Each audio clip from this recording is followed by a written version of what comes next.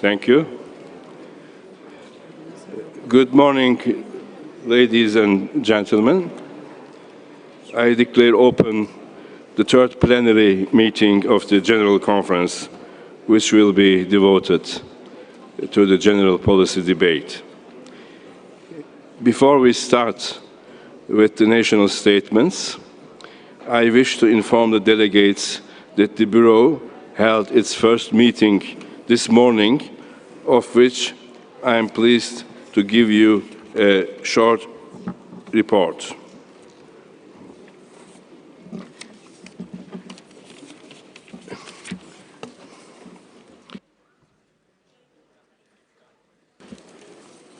It's a short report for the time being, because the Bureau will continue tomorrow at 9 a.m. There were lots of delegations who wanted to take the floor, so we'll continue tomorrow. But this is the report, at least, of what we have been doing this morning, what had transpired. Upon presentation by the chairperson of the UNESCO Executive Board, the Bureau recommended organization of the work of the 40th session of the General Conference, as contained in document 40C/provisional revision for adoption by the plenary. In accordance with the directives concerning UNESCO's partnership with non-governmental organizations and with the provisions of the rules of procedure of the General Conference, the Bureau recommended that a number of non-governmental organizations bearing consultative status with UNESCO and having requested to take the floor during the general policy debate be granted to do so.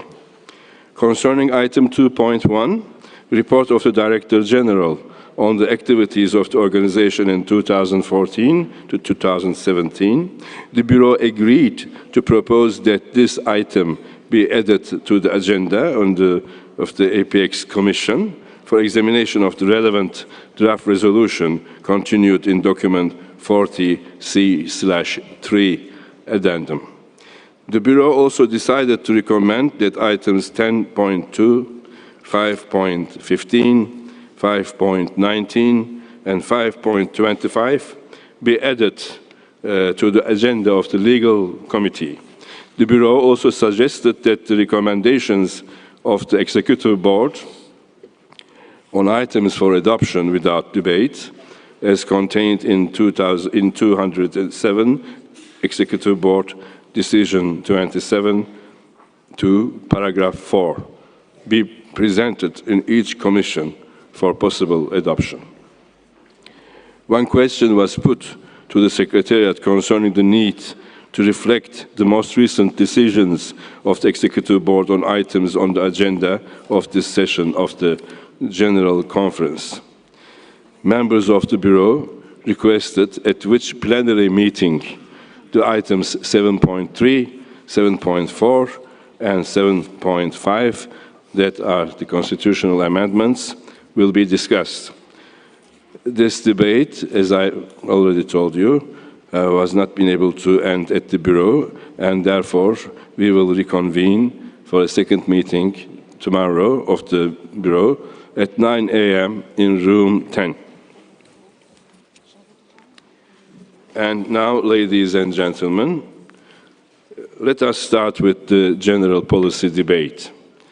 Yesterday morning, the chairperson of the Executive Board reported on the work of the Board over the past 2 years. The Director General assessed the achievements made by UNESCO and eloquently outlined her vision for the organization in the following years. It is time now for each of you, member state representatives, to present your country's vision for UNESCO. The national statements will start today and continue all day from today to Monday morning. The Director General and her senior management team, seated here beside us, will follow closely all your remarks and deliberations. The Director General will deliver her reply to the general policy debate on Monday morning. Before we start with our first speaker, please allow me to remind you that each head of delegation will have 6 minutes to address the plenary. I can understand that it is difficult to address complex issues in such a short intervention.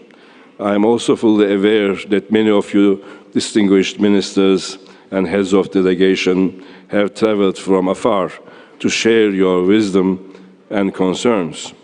However, it is in the interest of us all to keep within the 6-minute time frame in order to have an efficient, productive, and balanced debate. If you have already prepared a longer speech, you may request, of course, to publish it, the extended version of your text. To help you time your interventions, we have again put in place a visual and sound system. A brief musical signal will indicate that you have 1 minute left to finish your speech. Once you have reached the end of the allocated time, different pieces of world music will start playing. They will rise in crescendo if the speech continues. In addition, as President of the General Conference, I am empowered to interrupt any speaker exceeding the time limit, though I'm sure this will not be necessary. I thank you in advance for your understanding and cooperation in this regard. I now call on our first speaker for this morning. We are honored by the presence of His Excellency Mr. Alexander Vučić, President of the Republic of Serbia, who will deliver his speech as the first speaker of this general policy debate. Excellency, you have the floor.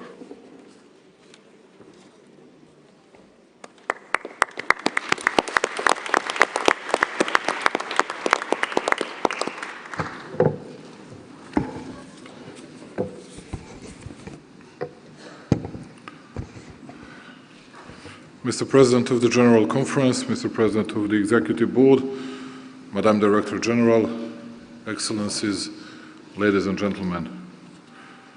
At the outset, allow me to congratulate you, Mr. President Cengizer, on your election to this high office, wishing you a lot of success in the discharge of these responsible duties. We also our full gratitude and appreciation to Madame Azoulay for the responsible and professional manner in which she leads the organization. At a time when the world is getting faster and closer, there is probably not a job more responsible than that of UNESCO. The one establishing ties and developing education, science, and culture. Globalization and new technological revolution have to go hand in hand with the preparation of new generations for what a future brings and efforts to ensure equal development opportunities for all. That is why the role of UNESCO in the promotion of cooperation in the field of culture, science, education, information, and communication is today more important than ever. Peace, surely the most important goal of all of us, is not possible without learning about other cultures, without their cooperation, without awareness of its necessity and benefits, without communication in the face of differences, and a clear and fast flow of information, all of which make UNESCO and its activities one of the main pillars supporting joint efforts towards lasting peace available to all. It is UNESCO that has to find, and it does, the most important responses to complex challenges that mankind is faced with.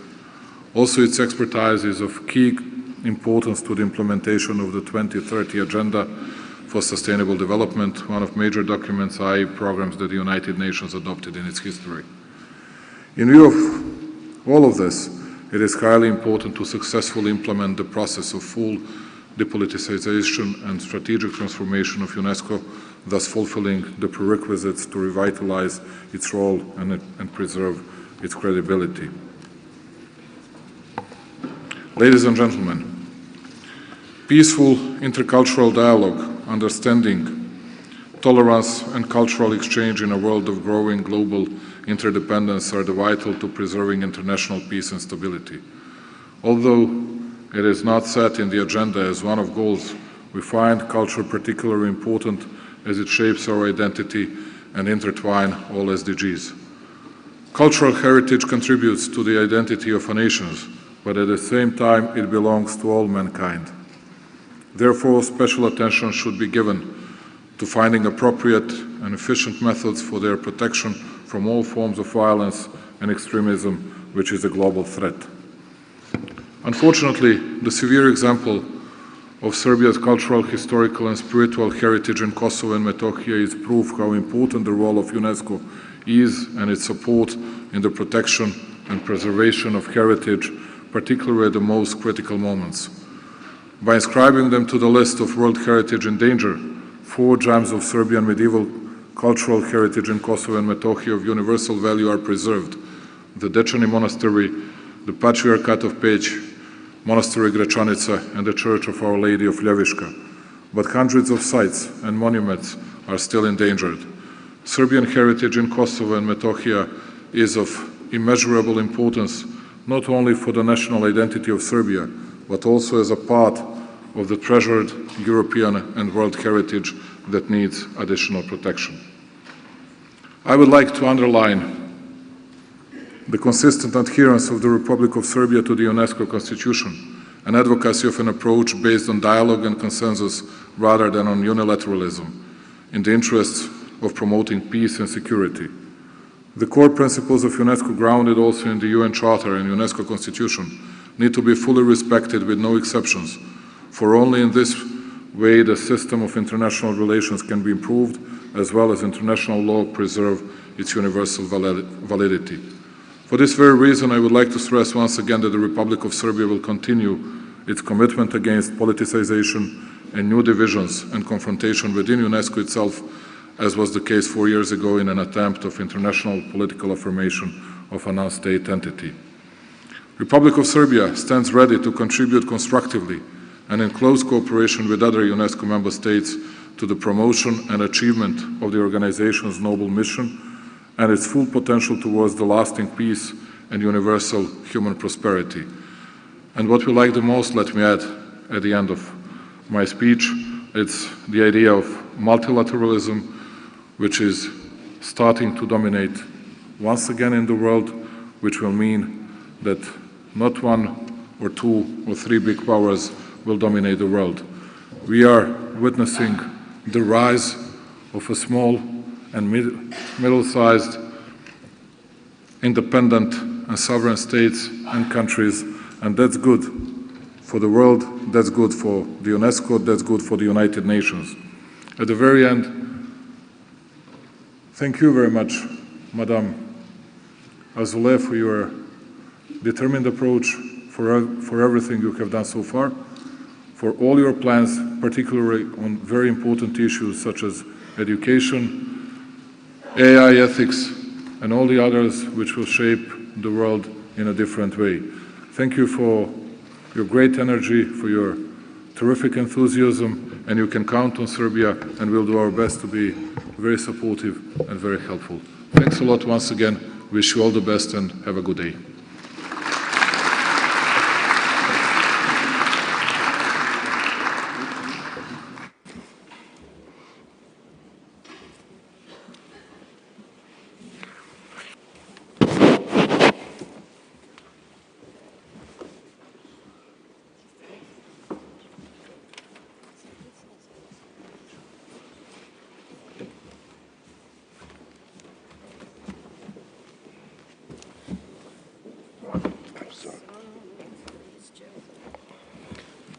Thank you, Your Excellency. Our next speaker is His Excellency, Mr. Aziz Abduhakimov, Deputy Prime Minister of Uzbekistan.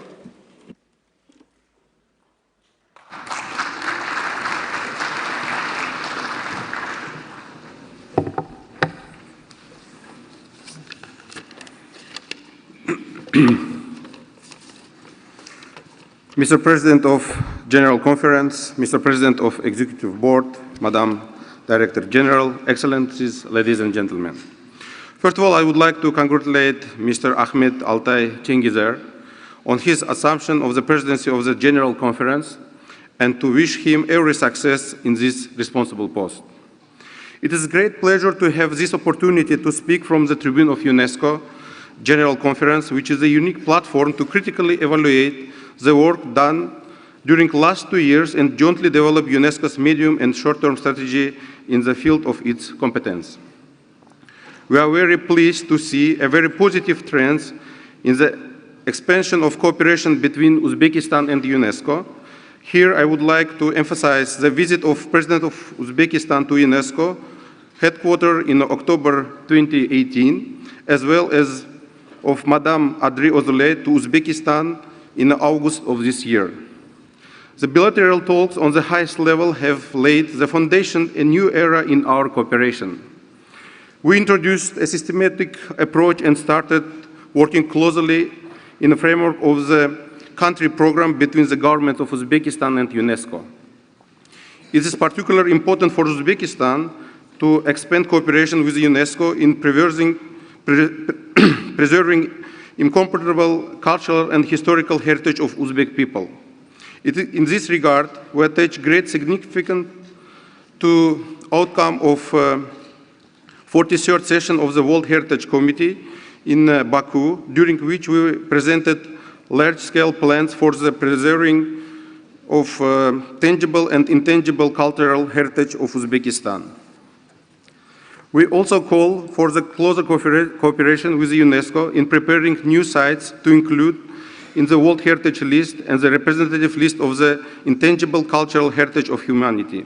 I would like to share my delight that during the 14th session of Intergovernmental Committee for the Safeguarding of Intangible Cultural Heritage to be held in Bogota, Colombia in December, another piece of intangible cultural Lazgi Harizm dance will hopefully be inscribed in the representative list.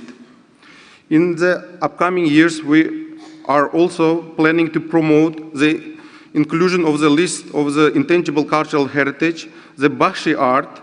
It's a tradition of epic poetry by throat singing, and some examples of ethnic sports that arose and developed throughout centuries on the territory of Uzbekistan. As Madame Adri Ozulay, UNESCO Director General, rightly mentioned during her recent visit to Samarkand, heritage is a bridge between our generations, between our societies. This is exactly what we should share with the whole world and transmit to other generations. In that sense, we would like to underline UNESCO's support in organizing festivals and forums such as the Shartarnare International Music Festival in Samarkand, International Makom Art Forum in Shahrizabs, International Bakshi Art Festival in Termez, and recently International Festival of Folk Art and Handcraft in Kakand. In this context, I would like to underline the effective work done by UNESCO office in Tashkent during past years. The government of Uzbekistan will continue to create for UNESCO office all necessary conditions for its successful and fruitful functioning. Dear Mr. Chairman, in conclusion, I would like to stress that despite financial and other challenges, like many other international organizations, UNESCO has a crucial role to play in today's world, as building peace and stability is becoming very hard, while conflicts on the basis of extremism and violence, interethnic and interreligious hatred are growing, where the efforts taken by UNESCO are more important than ever in promoting relations based on cultural diversity, dialogue, and mutual understanding. In this regard, we should unite our strengths and pay greater attention to education to upbring our youth in a spirit of peace and tolerance. Uzbekistan always stands ready to further widen cooperation with UNESCO in fulfilling its core mission, which is to leave a better world for the generations to come. We became the first donor to contribute to UNESCO an earmarked voluntary fund. We think it is important to help to the work of the Secretariat by approving the budget they need for fulfilling their important tasks. Thank you. Again, thank you.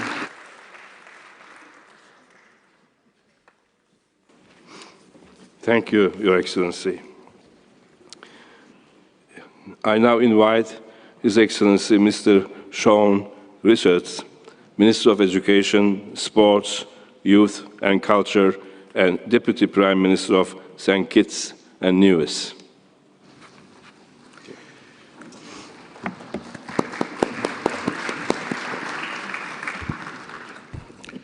President of the General Conference, His Excellency Mr. Ahmet Alte Sengiza, Madam Director General, Ms. Audrey Azoulay, Chairman of the Executive Board, fellow honorable members, including those from my own Caribbean region, distinguished ambassadors, ladies and gentlemen, I am deeply honored to address this session of the General Conference on behalf of the government of St. Kitts and Nevis. My government continues to extol its unwavering support for UNESCO in contributing its valuable expertise to a small island developing state like St. Kitts and Nevis. UNESCO remains an undisputable partner in our quest to achieve the UN Sustainable Development Goals. Mr. President, allow me to reiterate my government's sentiments that the UN recognized small island developing states, SIDS, should be elevated to a position of global priority within the UNESCO work program and concomitant financial resources be allocated accordingly. This needs to be done with some expediency. We need little reminding of the multiple vulnerabilities facing SIDS, most forcefully brought home to us recently when the Dorian hurricane ripped through our neighboring state, the Bahamas, leaving destruction in its wake.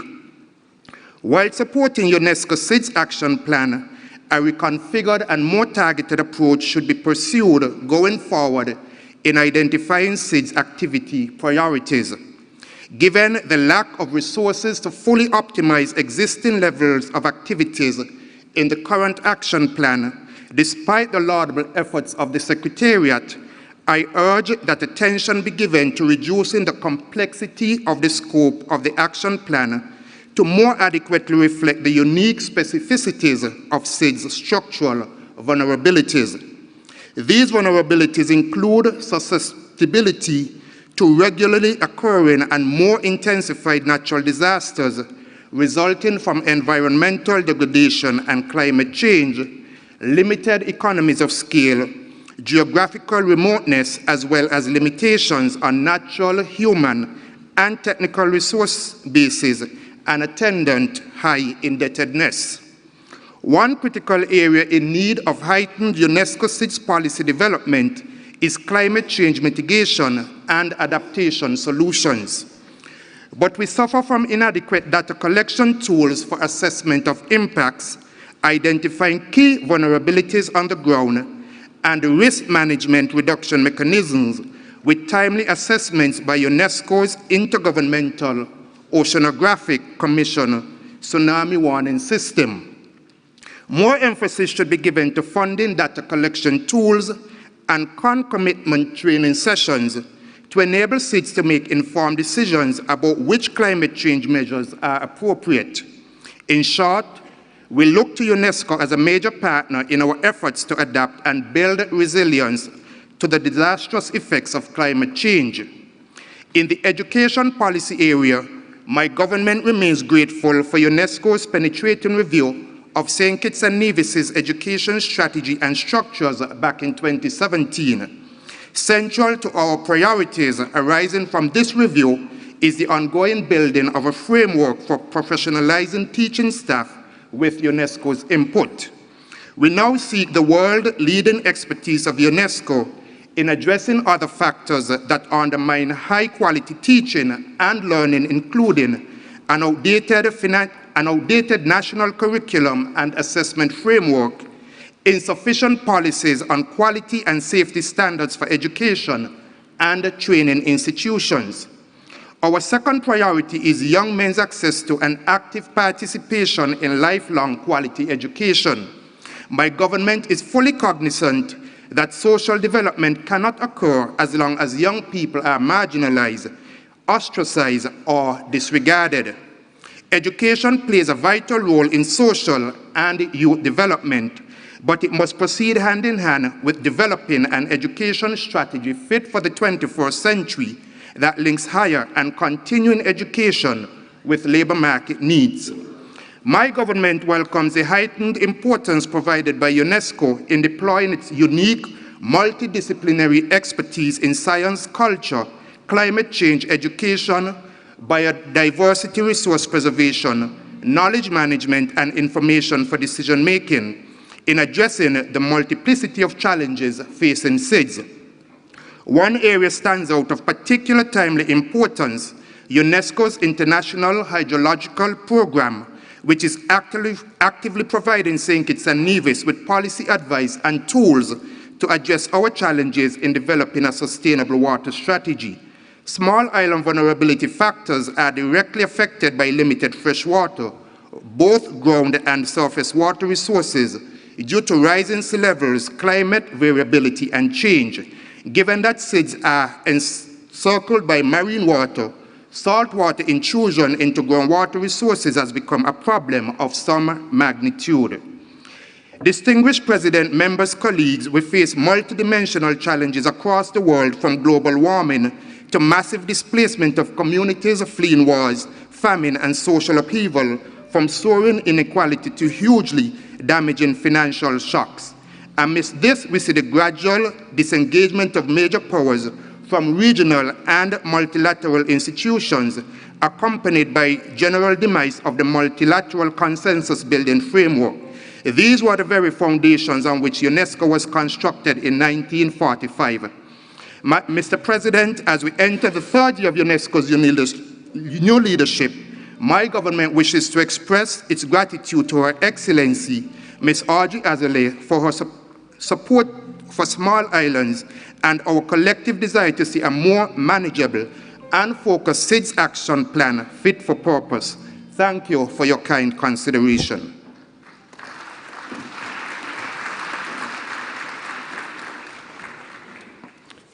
Thank you, Your Excellency. The next speaker is His Excellency, Mr. Arayik Harutyunyan, Minister of Education, Science, Culture, and Sports of Armenia.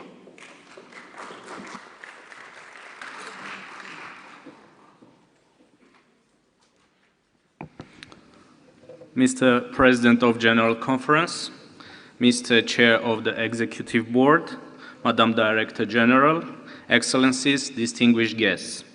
It is a great honor for me to address for the first time the General Conference of UNESCO. Since the last General Conference, my country has undergone tremendous political changes. The Armenian Velvet Revolution, exclusively peaceful democratic transition based on universal and national values, is the best example of unity, culture of peace, democracy, and respect for fundamental human rights. At this critical juncture in my country's history, women and youth played unprecedented active role and helped to bring about that peaceful political change. Further advancing the role of women and youth is of crucial importance for Armenia. Ladies and gentlemen, preserving the values of multilateralism and international cooperation is fundamental to protecting cultural heritage, restoring humanity, sustaining peace, and respecting cultural diversity. Due to the recent wars and armed conflicts, great number of people is deprived from opportunity to exercise their fundamental rights. Unfortunately, my region is not an exception. Our joint commitment to 2030 Agenda for Sustainable Development is pledged that no one will be left behind, and our future actions to reach this objective should be consistent with this obligation. Armenia firmly supports the inalienable rights of the people of Artsakh to freely pursue their political, economic, social, educational, and cultural development, and to determine their own destiny to ensure a better future for generations to come. Mr. President, education is a driving force behind the development of each society. We believe that education is also a strong instrument of preventing of crime of genocide and crimes against humanity. The education is one of the core elements of Armenian-initiated UN resolution on genocide prevention adopted by the UN General Assembly and the Human Rights Council. In 2015, the year of commemoration of centennial of Armenian genocide, upon the initiative of Armenia, UN General Assembly unanimously adopted a resolution establishing December 9 as the International Day of Commemoration and Dignity of the Victims of the Crime of Genocide, of the prevention of this crime. Ladies and gentlemen, the government of the Republic of Armenia attaches big importance to the development of innovative technologies and in education. Just recently, Armenia hosted the World Congress of Information Technologies. A number of organizations operating in Armenia have great achievements in the field of information technology and artificial intelligence. We welcome UNESCO's initiatives in the field of artificial intelligence and stand ready to contribute to their implementation by sharing our profound experience. Mr. President, being situated on the crossroads of different civilizations, Armenia has cultivated deeply rooted traditions of coexistence and respect towards other cultures and religions. This is why Armenia preserves a rich cultural heritage that includes, among others, the Hellenic era temple, some of the oldest churches of different Christian denominations in the world, such as medieval Jewish cemetery, 18th century Iranian mosque, and the world's largest Yazidi temple, which has been inaugurated recently. Being committed to safeguarding and protecting the cultural heritage, Armenia is continuously making its own contribution to the restoration of damaged cultural heritage in conflict areas. Armenia has immediately responded to the flagship initiative, Revive the Spirit of Mosul, launched by the Madam Director General by offering its assistance in the field of restoration and manuscripts. Unfortunately, due to ethnic or religious intolerance, numerous cultural heritage sites have been destroyed even at the peacetime, including those belonging to my people. The well-documented complete annihilation of thousands of Armenian medieval Juga cross-tombs in Nakhichevan is a stark case in point. Ladies and gentlemen, in the times of unprecedented rays of extremism and intolerance, we should more than ever realize the essential role UNESCO must play in promoting tolerance, mutual respect, and dialogue of cultures. The Republic of Armenia strongly believes in the unique mission of UNESCO and stands ready to be further engaged with all this faith. I do thank you for your attention.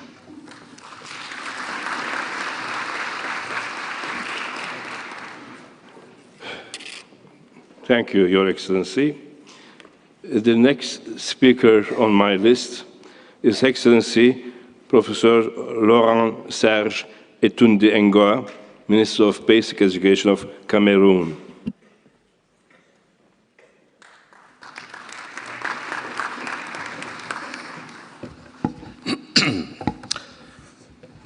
Monsieur le Président de la Conférence générale, Monsieur le Président du Conseil exécutif, Madame la Directrice générale, Mesdames et Messieurs les chefs de délégation, Excellences, Mesdames et Messieurs les ambassadeurs, délégués permanents, Mesdames et Messieurs. C'est pour moi un grand honneur et un réel plaisir de prendre la parole au nom de la République du Cameroun en cette circonstance solennelle. Je voudrais de prime abord remercier et féliciter chaleureusement Monsieur le Président de la Conférence générale pour sa brillante réélection à ce poste. Dans le même chapitre, je voudrais rendre un hommage appuyé à Madame Zahour Alaoui, ambassadrice déléguée du Maroc auprès de l'UNESCO, pour la compétence avec laquelle elle s'est acquittée de son mandat.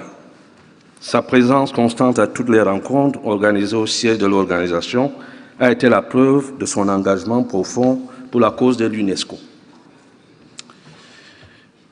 Monsieur le Président, la 40e session de la conférence de l'UNESCO revêt un caractère symbolique.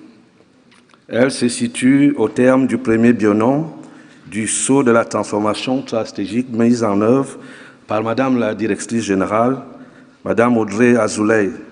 Je voudrais, pour sa détermination et son engagement, pour toutes ses qualités, lui présenter les félicitations du Cameroun. Monsieur le Président, permettez-moi enfin d'adresser les chaleureuses félicitations à Monsieur Lee Byung-hun, président du Conseil exécutif, pour le doigté et le dynamisme avec lesquels il a mené la préparation de nos assises. Mesdames et Messieurs, le Cameroun entretient avec l'UNESCO des relations anciennes et globalement, cette coopération fructueuse a permis de donner la visibilité à l'organisation par la mise en place d'importants projets. Je vais citer quelques-uns: l'ouverture à Yaoundé du bureau régional multisectoriel de l'UNESCO pour l'Afrique centrale, qui couvre 11 pays, la création des radios communautaires, la création du centre d'excellence de microsciences de catégorie 2 à Yaoundé, l'organisation récemment du 24 au 26 octobre du premier forum MOST pour l'Afrique centrale et le Nigeria, dont les résultats obtenus ont été édifiants, l'accompagnement de l'UNESCO dans la mise en œuvre du projet Bimbia, route des esclaves, qui porte sur la restauration du site de Bimbia, port d'embarquement des esclaves sur la côte atlantique, l'inscription de nos importantes réserves sur la liste du patrimoine matériel de l'UNESCO, et enfin les visites officielles réalisées au siège de l'UNESCO par nos responsables au plus haut niveau. Monsieur le Président, le contexte politique mondial actuel reste fortement perturbé par la montée de l'islamisme radical, la montée des irrédentismes nationaux et la recrudescence des actes terroristes qui ont de graves conséquences sur la vie des peuples. Mon pays en est une victime. Les déplacements massifs des populations, à l'intérieur comme à l'extérieur, des violences qui s'exercent sur les populations les plus vulnérables, atteignant parfois leur intégrité physique. Par ailleurs, situé dans le golfe de Guinée, dans le bassin du Congo, le Cameroun fait partie des plus grandes réserves forestières de par le monde. Nous sommes donc concernés par l'aggravation du réchauffement climatique qui est lié globalement à la destruction massive des écosystèmes forestiers, menaçant par là même les réserves mondiales de la biosphère. Il y a fort à craindre que les exploitations effrénées de ces réserves-là puissent constituer de manière récurrente des menaces de toutes sortes qui pèsent sur la survie même de l'humanité. Le Cameroun n'échappe pas à ces agressions. Notre pays participe ainsi à la mise en œuvre des résolutions et des recommandations issues des différents forats sur le climat à travers la protection des écosystèmes forestiers, grâce notamment à la création des réserves naturelles de la Trisanga et de la réserve du Dja. Monsieur le Président, le Cameroun restera aux côtés de l'UNESCO et continuera à lui apporter son concours en vue de la promotion et de la diffusion des vertus cardinales auxquelles l'humanité est si fièrement attachée, parce qu'elles justifient notre existence. Nous marcherons ensemble. Je vous remercie de votre bienveillante attention.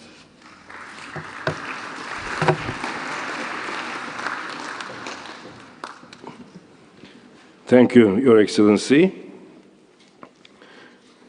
The next speaker is Her Excellency Dr. Ita Kanji Murangi, Minister of Higher Education, Training and Innovation of Namibia.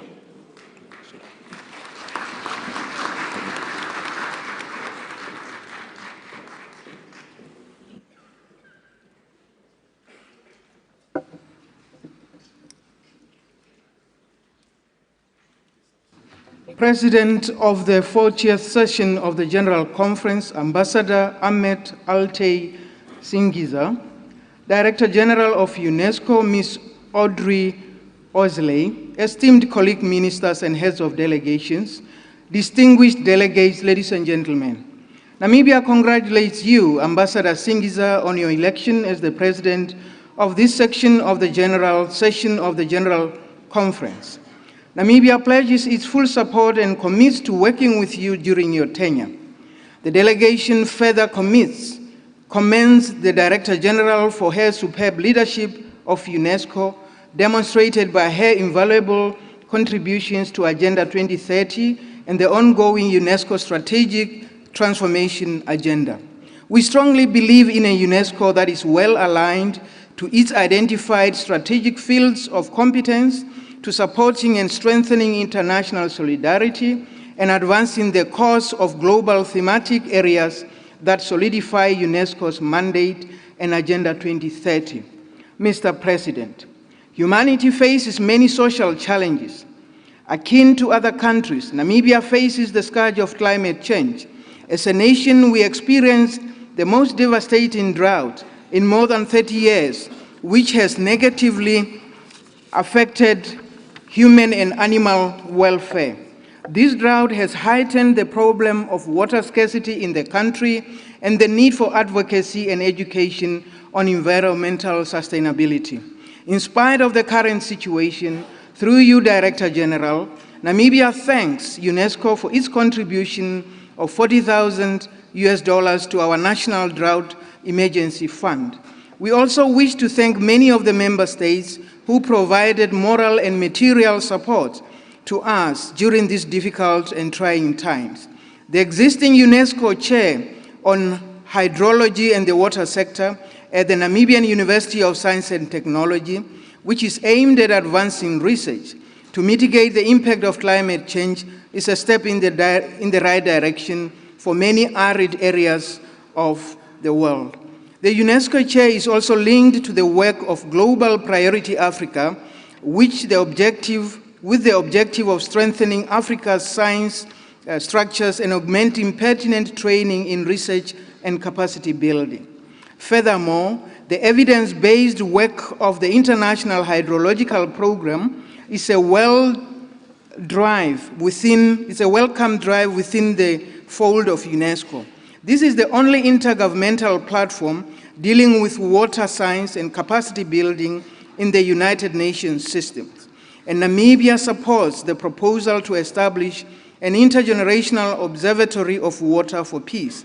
In the same vein, Namibia welcomes the revision of the IHP statutes to be adopted by this session of the General Conference, aimed at further strengthening the impact of the program. UNESCO's advocacy work in the advancement of science, technology, engineering, and mathematics as part of Agenda 2030 is also highly commendable. Mr. President, all forms of violence, gender disparities, youth unemployment, and poverty remain serious challenges that disrupt social cohesion and the equilibrium of peace and stability in our nations. In this regard, Namibia commends the outcome of initiatives such as the Biennial of Angola, Luanda in Angola, held in September 2019, aimed at building strong institutions, systems, and processes to advance the culture of peace in Africa. In Namibia, a strong education system that is accessible, equitable, and one that provides equal opportunities for girls and boys remains a priority. Education is paramount to addressing youth unemployment, and in Namibia, the prominence given to technical vocational education training under the Harambee Prosperity Plan speaks volumes of our targeted national skills development initiatives. Namibia will play host to the 2020 African TVET competition, and I wish, therefore, to invite all African countries to Windhoek, Namibia, in order to showcase what our continent has to offer in that space. Mr. President, Namibia embraces the advances in artificial intelligence with the realization that it is a tool that should advance our country's development agenda and industrialization and optimize the benefits that may accrue to key sectors such as agriculture, health, and education. Another important milestone in the annals of UNESCO's history in 2021 is the 30th anniversary of the Windhoek Declaration for the Development of Free, Independent, and Pluralistic Press. This is an anniversary that will back concerted efforts of all member states and the Secretariat to consider how best to make it a memorable celebration as we continue to deepen the core values of a free press. Namibia, being the nation with the freest press in Africa, believes that this is a cause every nation has to prioritize and transcend. With that, I thank you.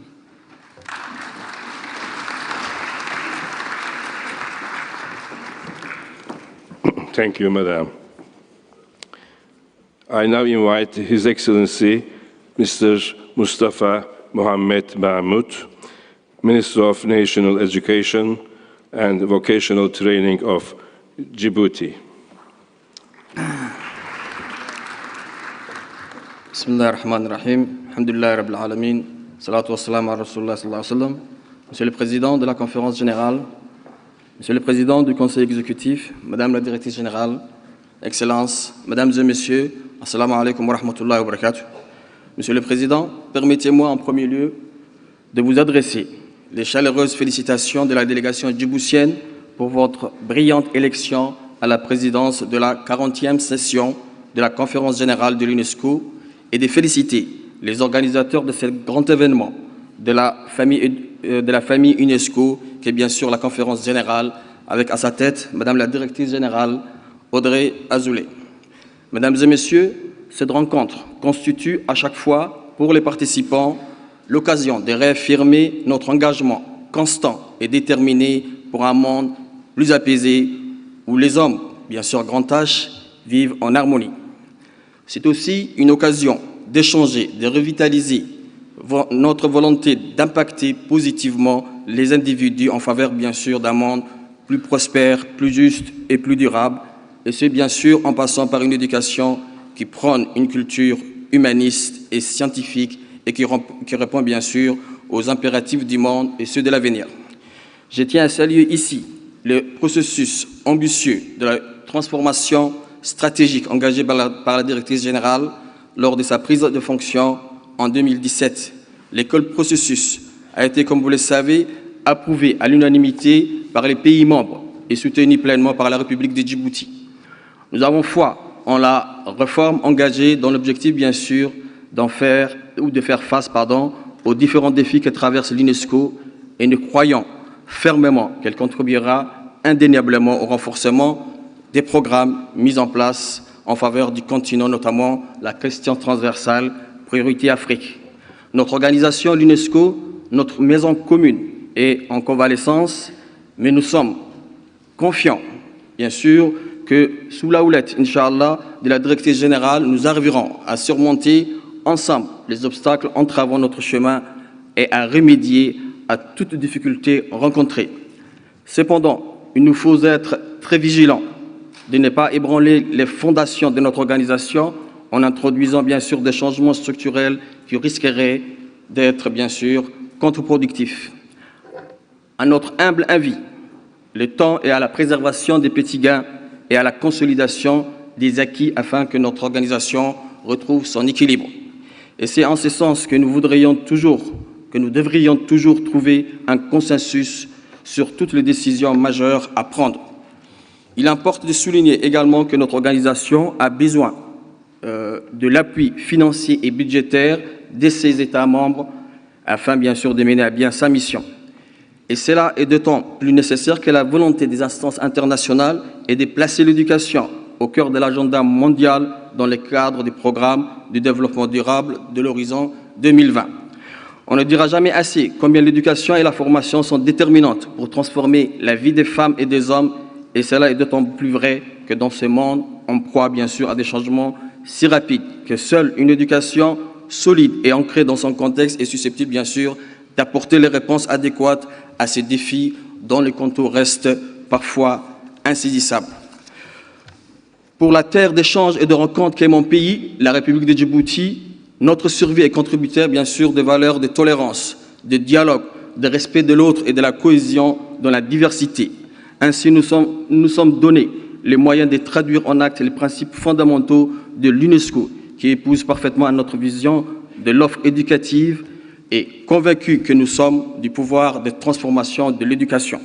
Le ministère de l'Éducation nationale et de la formation professionnelle veille à l'atteinte de l'ODD 4, objectifs qui s'alignent sur la vision Djibouti 2035, notamment en ce qui concerne, bien sûr, la formation du capital humain. Je ne pourrais ici dresser une liste exhaustive de toutes les actions menées sur les terrains, mais je n'en citerai bien sûr que quelques-unes, notamment l'accès universel à l'éducation et l'égalité des chances supportée par le premier axe stratégique de notre chemin directeur décennal. Présentement, nous nous targuons d'un taux de scolarisation très honorable de 81,4%, fruit d'une véritable vision humaniste de l'éducation du président de la République, mais aussi la scolarisation universelle, la prise en charge scolaire des enfants de réfugiés depuis la déclaration de décembre 2017. Un accent particulier est mis également sur les TIC. Un nouveau concept d'école rurale est défini, mais aussi la généralisation progressive du préscolaire, la promotion de la culture, des programmes éducatifs contextualisés et ouverts bien sûr sur le monde, qui sont en ce moment même révisés pour inclure les compétences de vie et celles du XXIe siècle. Le développement professionnel et la formation des enseignants, l'enseignement technique et la formation professionnelle constituent également bien sûr les chevaux de bataille pour mon département. Au niveau de la Commission nationale de l'UNESCO, après une feuille de route qui a permis bien sûr une compréhension commune de l'ODD 4, le travail sur l'élaboration d'une politique nationale de l'éducation au développement durable et l'élaboration de la politique culturelle de mon pays restent les deux activités phares de la Commission. Enfin, cette année est pour mon département une année charnière, puisque nous mettons en œuvre le projet transformateur accompagné par les partenaires mondiaux de l'éducation et la Banque mondiale, lesquels projets s'inscrivent dans un cadre, bien sûr, et un esprit participatif et consultatif. Merci, donc vous m'avez écouté patiemment et je vous remercie. Salam alaikum wa rahmatullahi wa barakatuh.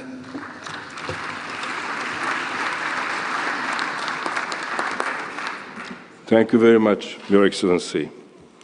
The next speaker on my list, is His Excellency Dr. Mohammed Abdulwahid Al-Hammadi, Minister of Education and Higher Education of Qatar.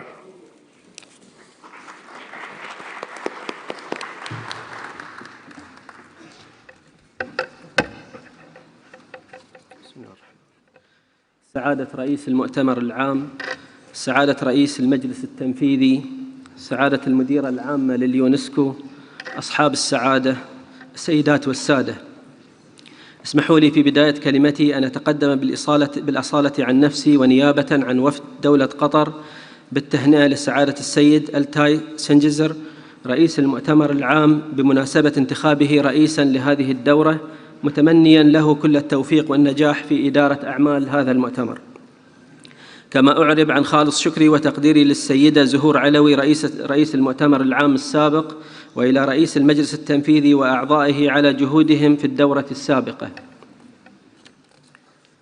حضرات السيدات والسادة، تحرص دولة قطر دائماً في سياستها الخارجية على الالتزام بمبادئ ومقاصد ميثاق الأمم المتحدة، وعلى مبدأ التعاون والتنسيق والشراكة مع العديد من مناطق العالم دون تمييز، وتقديم المساعدات الإنسانية والإنمائية لصالح العالم بأسره، الأمر الذي من شأنه الإسهام في تحقيق أهداف خطة التنمية المستدامة 2030، وذلك على الرغم من الحصار الجائر الذي تتعرض له بلادي منذ يونيو 2017، والذي لم يثنيها حتى الآن عن الوفاء بالتزاماته الدولية.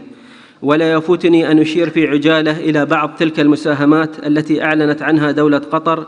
فعلى هامش اجتماعات الدورة 74 للجمعية العامة للأمم المتحدة، أعلن حضرة صاحب السمو الشيخ تميم بن حمد آل ثاني أمير دولة قطر خلال مشاركة سموه في قمة العمل المناخي التي انعقدت في 23 سبتمبر 2019 عن مساهمة دولة قطر بمبلغ 100 مليون دولار أمريكي، وذلك لدعم الدول الجزرية النامية والبلدان الأقل نمواً للتعامل مع تغير المناخ والتحديات البيئية. ووقعت مؤسسة التعليم فوق الجميع عقد الشراكة الجديد مع البنك الدولي، والذي يلزم الطرفين بتوفير 250 مليون دولار لدعم مليوني طفل وتمكينهم من الوصول للتعليم النوعي في 40 بلداً، وكذلك ما أعلنت عنه دولة قطر في منتدى الدوحة 2018 من تقديم دعم متعدد السنوات لتمويل عدد من هيئات منظومة الأمم المتحدة بمبلغ 500 مليون دولار، وبلغ إجمالي المساعدات المالية التي قدمها صندوق قطر للتنمية لدعم قطاع التعليم في مناطق عدة من دول العالم خلال الفترة من 2013 إلى 2019 مبلغ وقدره 709 مليون دولار.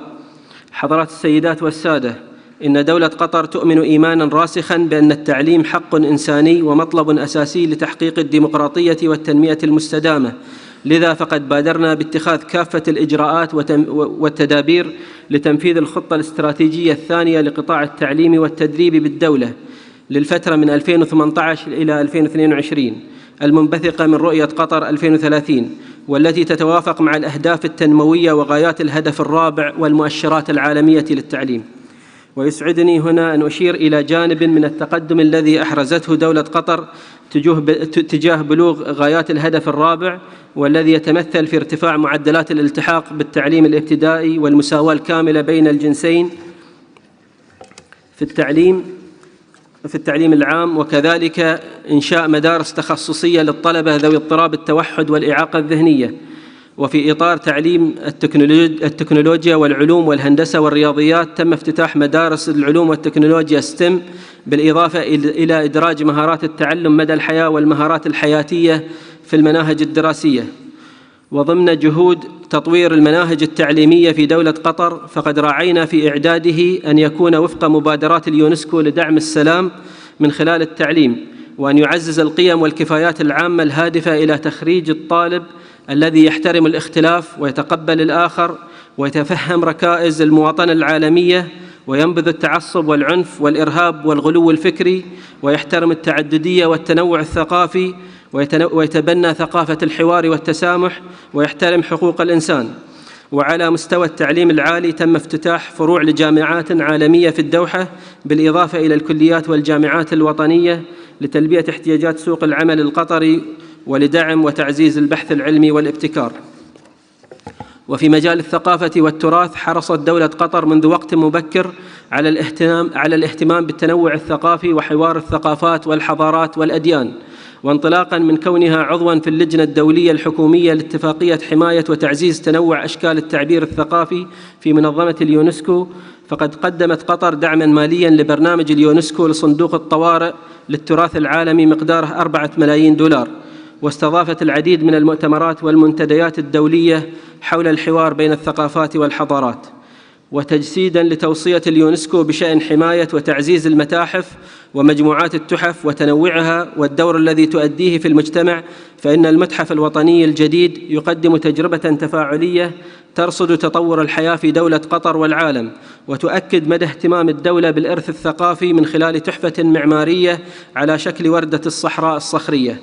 وفي مجال الشباب والرياضة وإعداد جيل المستقبل، تم إطلاق برنامج الجيل المبهر، والذي تم تصميمه كخدمة لاستضافة الدولة لبطولة كأس العالم لكرة القدم 2022، وذلك بتمكين وتعليم الطلبة أسس وقوانين لعبة كرة القدم وتعزيز المهارات الحياتية لديهم من خلال اللعبة. وكذلك استضافت قطر الشهر الماضي بطولة العالم لألعاب القوى وبطولة العالم للألعاب الشاطئية، والذي أثبت للعالم أن قطر لديها الجاهزية التامة لاستضافة أكبر بطولات العالم الدولية. وفي الختام أتمنى لمؤتمرنا هذا التوفيق والسداد في تحقيق أهداف اليونسكو السامية، وشكرا على حسن إنصاتكم.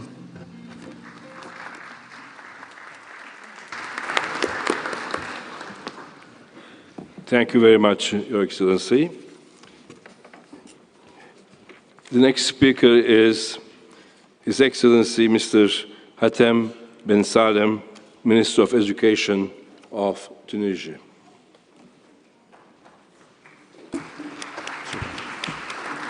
بسم الله الرحمن الرحيم. السيد رئيس المؤتمر، أصحاب المعالي والسعادة، السيدات والسادة، ينعقد مؤتمرنا هذا والعالم يشهد أزمات حادة تفجرت من خلل الأوضاع الاقتصادية والمالية والاجتماعية والبيئية، فاهتزت الدول بتأثراتها واضطربت العلاقات الدولية بتداعياتها. وليس لنا أمام هذا الوضع المتأزم من خيار سوى رفع التحديات، لا سيما من خلال تعزيز عمل اليونسكو ودعمها لتقوم بأداء رسالتها والاطلاع بالمهام والوظائف الموكولة لها على الوجه الذي يحقق الأهداف المرسومة في ميثاقها.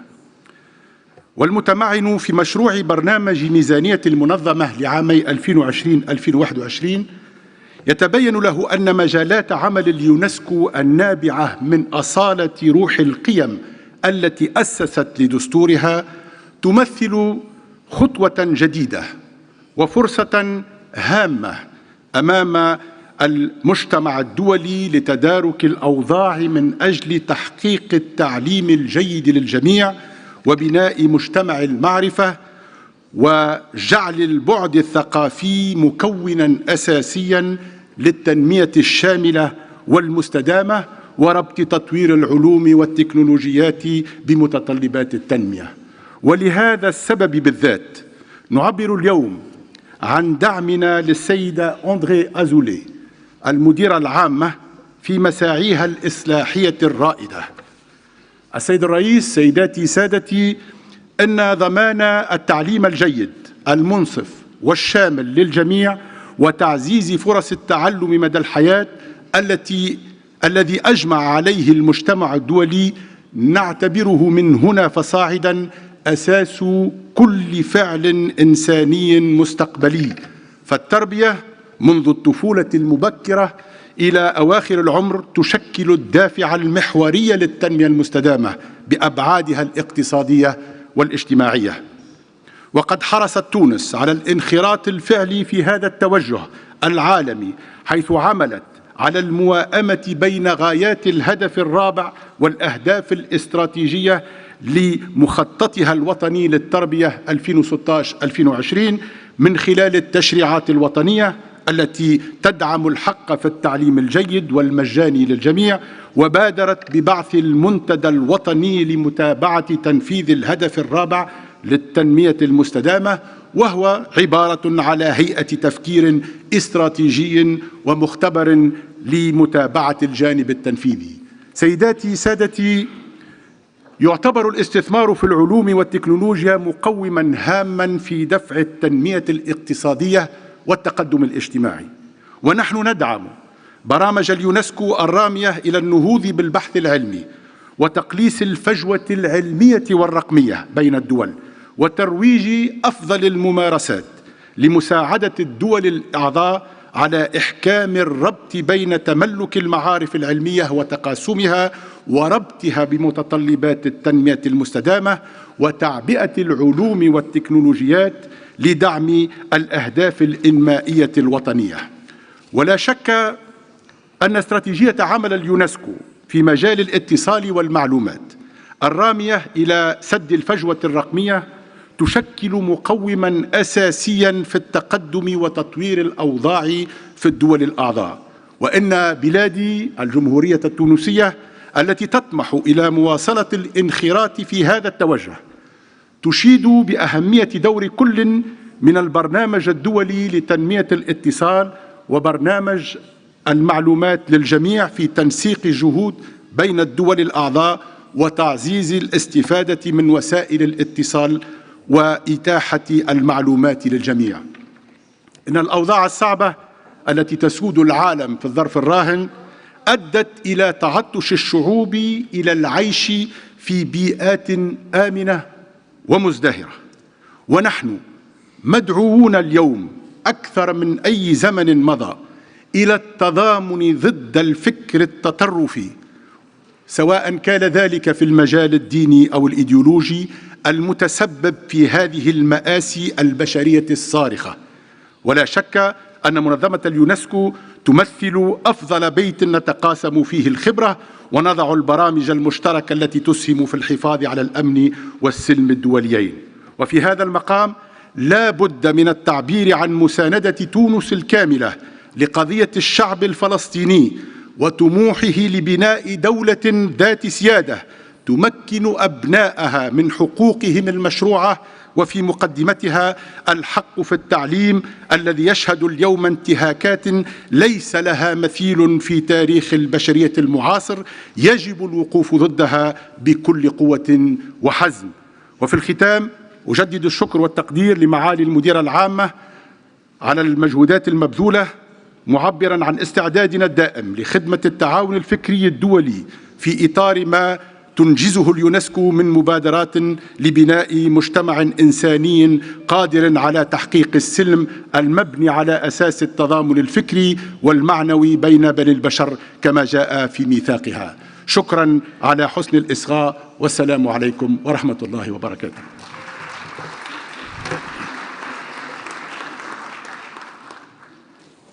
Thank you, Your Excellency. The next speaker is His Excellency Professor George Magoha, Cabinet Secretary of Education of Kenya.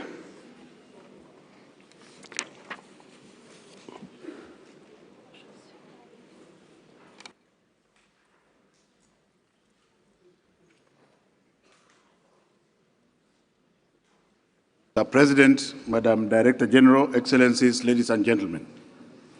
Kenya's collaboration and partnership with UNESCO spans over 55 years, resulting in deep commitments to the ideals of UNESCO. The preamble of the Constitution of UNESCO declares that, and I quote, "Since wars begin in the minds of men, it is in the minds of men that the defenses of peace must be constructed," unquote. Kenya is totally committed to the promotion of a culture of peace and sustainable development.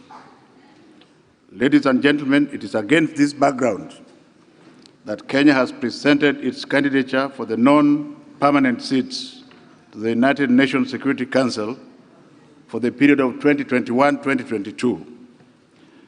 The bid for this seat received overwhelming support from the African Union, which endorsed Kenya as the African candidate.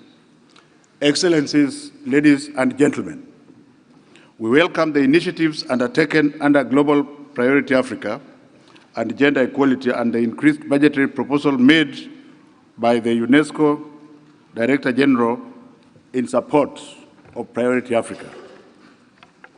Kenya appreciates the efforts of UNESCO towards the harmonization of SDG 4 and the Continental Education Strategy for Africa frameworks as key outcomes of high-level planning conference education, PACE 2018.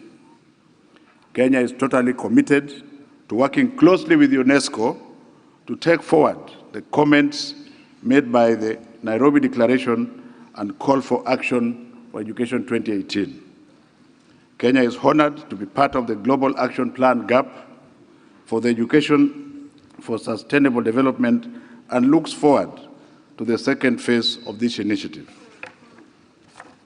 Your Excellencies, ladies and gentlemen, we support the proposed framework of implementation of Education for Sustainable Development, ESD, beyond 2019. Excellencies, ladies and gentlemen, we are happy that Kenya has been selected by the United Nations Interagency Task Force team to participate in the pilot global program of STI and SDGs roadmap.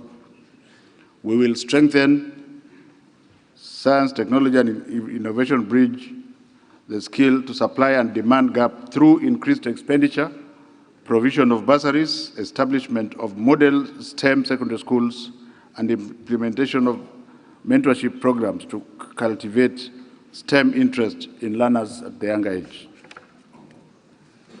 Kenya appreciates UNESCO's multidisciplinary approach to artificial intelligence and acknowledges the potential of artificial intelligence in supporting development, notably in the African continent.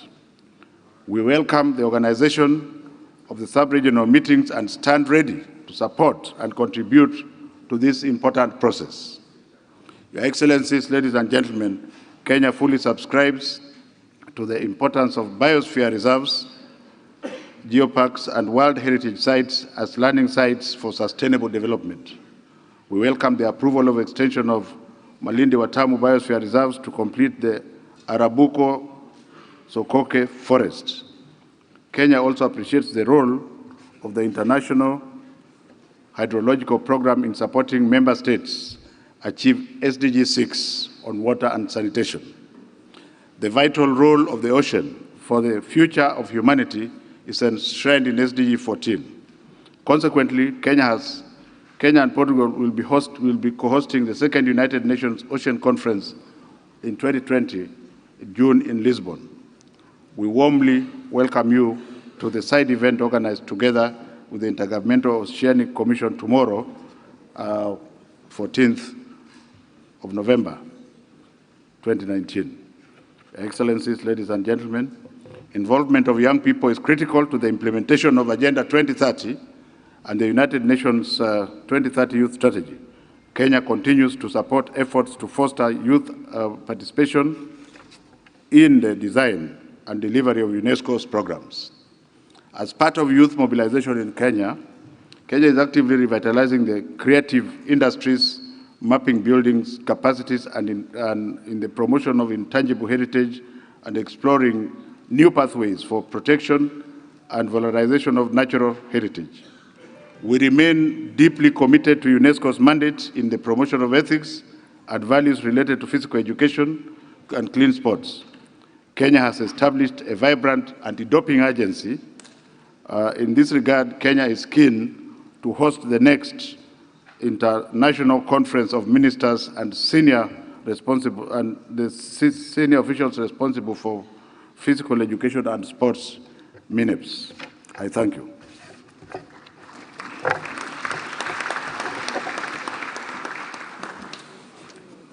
Thank you very much, Your Excellency. I now invite His Excellency, Mr. Majid Al-Noami, Minister of Education of Bahrain.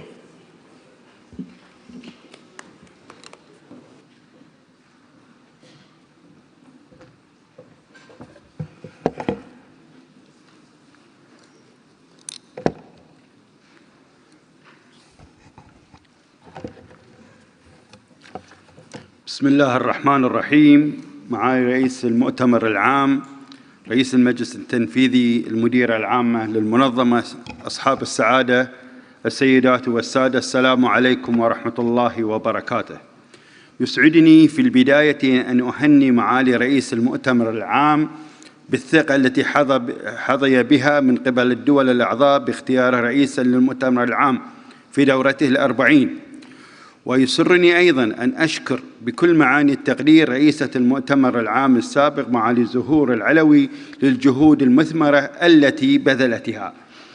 كما أنقل تحيات سيدي حضرة صاحب الجلالة الملك حمد بن عيسى آل خليفة عاهل البلاد المفدى حفظه الله ورعاه لهذا المؤتمر وتمنياته بالتوفيق والنجاح من أجل تحقيق الأهداف الإنسانية النبيلة التي تعمل من أجلها منظمة اليونسكو. كما أن أود أن أعبر لمعالي السيدة أودري أوزلاي المدير العام للمنظمة عن خالص الشكر والتقدير بلدي على ما بذلتهم من جهود مشكورة على رأس منظمتنا خلال العامين الماضيين، ولما حققته من إنجازات مشهودة بالرغم من كل التحديات.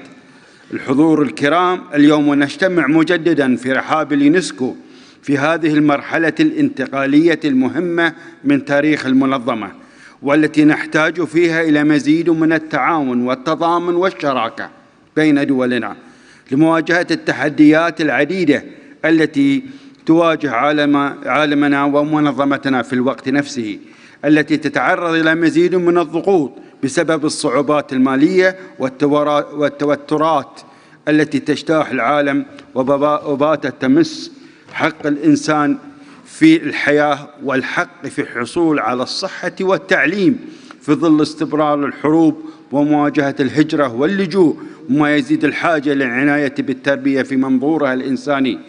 مؤكدا في هذا الإطار دعم مملكة البحرين لرؤية اليونسكو للتعليم واستراتيجية 2030 وبذل كل الجهود لتنفيذ أهداف التنمية المستدامة التي أعلنت عنها المنظمة، وخاصة الهدف الرابع. ولتجسيد هذا التوجه احتضنت مملكة البحرين مؤخراً الاجتماع 11 لوزراء التربية والتعليم العرب بالتعاون مع منظمة اليونسكو، وكانت السياسات التعليمية ضمن هذه الرؤية محور هذا الاجتماع المهم. كما يسعدني أن أعبر عن شعورنا بالارتياح لما تضمنه مشروع البرنامج والميزانية للعامين القادمين من مشروعات طموحة تهدف إلى تعزيز توفير التعليم للجميع وتأمين التنسيق العالمي لتحقيق الأهداف وتعظيم الاستفادة من العلوم والتكنولوجيا في هذا المجال، مستذكراً بكل الاعتزاز جوانب التعاون المثمر بين مملكة البحرين وهذه المنظمة في أكثر من مجال، وخاصة عبر جائزة اليونسكو الملك حمد بن عيسى آل خليفة لاستخدام تكنولوجيات المعلومات والاتصال في التعليم، والتي جاءت متسقة مع أهداف اليونسكو، بل وأصبحت جزءاً لا يتجزأ من تشجيع المبادرات العالمية المتميزة في توظيف التكنولوجيات الحديثة في نشر التعليم وتوفيره للجميع. الحضور الكرام، تحتفل مملكة البحرين هذا العام 2019 بمئوية التعليم من إنشاء أول مدرسة نظامية حكومية في مملكة البحرين في عام 1919، وهي مدرسة الهداية الخليفية، والتي كانت مفتاحاً رئيسياً للولوج بوابة الحداثة والتنوير فمنذ البدايات الأولى منذ القرن الماضي وحتى اليوم. وقد قطعت مملكة البحرين شوطاً كبيراً في بناء التعليم وتطويره وتنويع مساراته حتى أصبح الحصول عليه متاحاً للجميع، وأصبح إلزامياً ومجانياً، فأصبح نظامنا التعليمي يغطي كل الفئات التي تلتحق بسلم التعليم بما فيهم الطلبة الذي يحتاجون إلى عنايات خاصة. وهذا العام افتتحنا صفاً في المرحلة الإعدادية لطلبة اضطرابات التوحد بعد أن نجحنا في سياسة الدمج، وأصبحت 40% من مدارسنا تغطي جميع سياسات الدمج. وفي هذا المجال أؤكد أن استعداد مملكة البحرين للتعاون المستمر مع هذه المنظمة العريقة، وخصوصاً من خلال المراكز الموجودة فيها. أجدد شكري وتقديري للجهود التي بذلت من قبل العاملين في هذه المنظمة لتنظيم هذا المؤتمر، مؤكداً دعم مملكة البحرين بقيادة جلالة الملك حفظه الله لهذه المنظمة التي تعمل دائماً لنشر التعليم والحوار والثقافة والتسامح، وهذا ما جعلنا أن نطبق مشروع المدارس المعززة للمواطنة وحقوق الإنسان في كافة المراحل التعليمية. شكراً لإصغائكم وتحياتي لمؤتمركم بدوام التوفيق، والسلام عليكم ورحمة الله.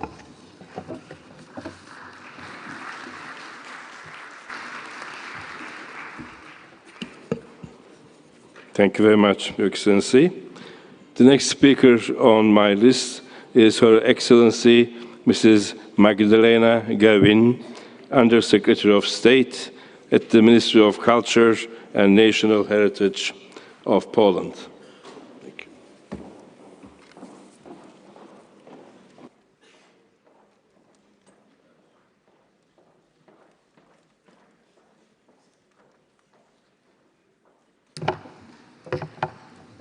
Mr. President of the General Conference, Madam Director General, distinguished delegates, I would like to start by congratulating you, Mr. President, on being appointed to this important position. I'm convinced that under your leadership we will work efficiently and effectively. It is a great honor for me to speak before such a splendid audience on behalf of the Government of the Republic of Poland on such an important moment during the 40th anniversary session. Every anniversary is a good time to reflect upon what has been achieved and what is ahead of us. I would like to stress that Poland strongly supports UNESCO and its mission. We believe that the cooperation in the fields of culture and science education contributes significantly to achieving lasting peace and security. We will continue to support efforts to reform the organization and enhance its prestige. I would like to take this opportunity to congratulate Madam Director General on a very ambitious and inspiring vision of making the organization a place of reflection and intellectual exchange, which focuses on the development and future of humanity. Poland wants to take part in the reform processes initiated by Madam Director General, and that is why we have decided to stand this year for the Executive Board. As a founding member of UNESCO, we remain committed to its ideals and aspirations. And as a candidate to the Executive Board, Poland renews that promise.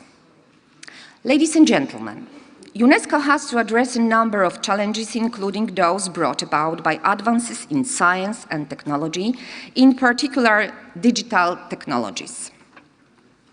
The current session of a General Conference demonstrates the willingness to look for solutions based on a multidisciplinary and a cross-sectoral approach, one of the UNESCO's most important assets. In our view, ethical aspects of artificial intelligence, open educational resources, and the open science are a good choice of priorities that are vital for individual development and for the development of societies. Activities in the field of culture remain a cornerstone of UNESCO's strength. UNESCO programs in this area are conducive to mutual knowledge and an attitude of acceptance and mutual understanding.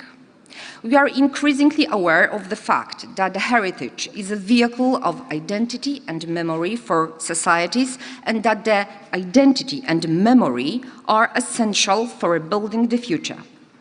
Poland considers measures to enhance the international protection of a cultural heritage in all its dimensions to be one of the core priorities within the organization work. We also see a number of threats to heritage in today's world, resulting from armed conflicts, natural disasters, and, for example, from urban pressure, as it is in the case of Gdańsk shipyard being a symbol of the fall of the Iron Curtain in Europe. The only way to protect global heritage is to apply an integrated approach, including measures to preserve heritage, an approach based on the principles of dialogue and respect for cultural diversity.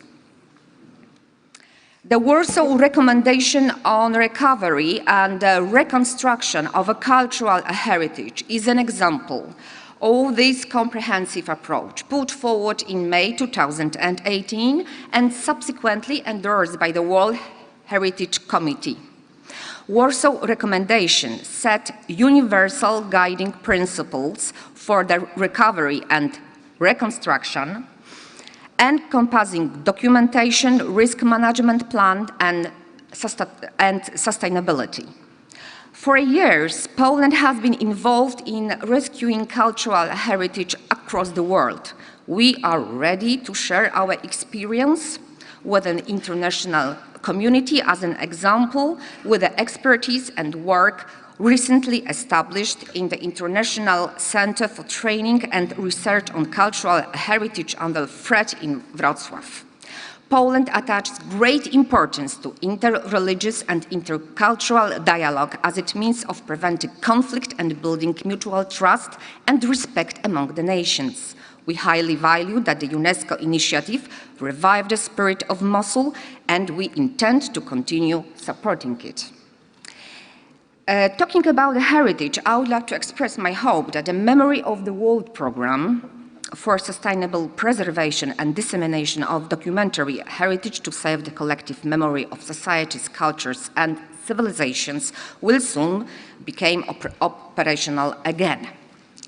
Ladies and gentlemen, disseminating the organization's ideas among the wider public and turning them into practical measure is vital for strengthening its role. In this context, I would like to emphasize the role of national committees. We also welcome the fact that the organization intends to make full use of the potential of cooperation within the framework of the UNESCO network.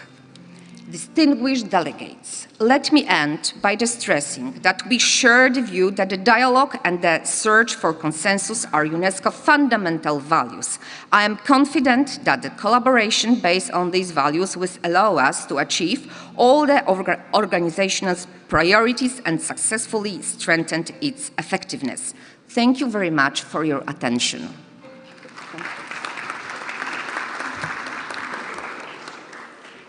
Thank you very much, Madam.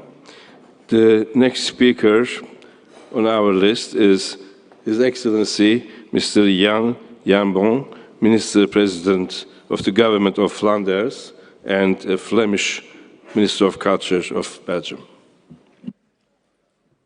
Dear President of the General Conference, dear Director General, allow me to start by thanking you for the preparation of this session of the General Conference with the valuable assistance of the Secretariat.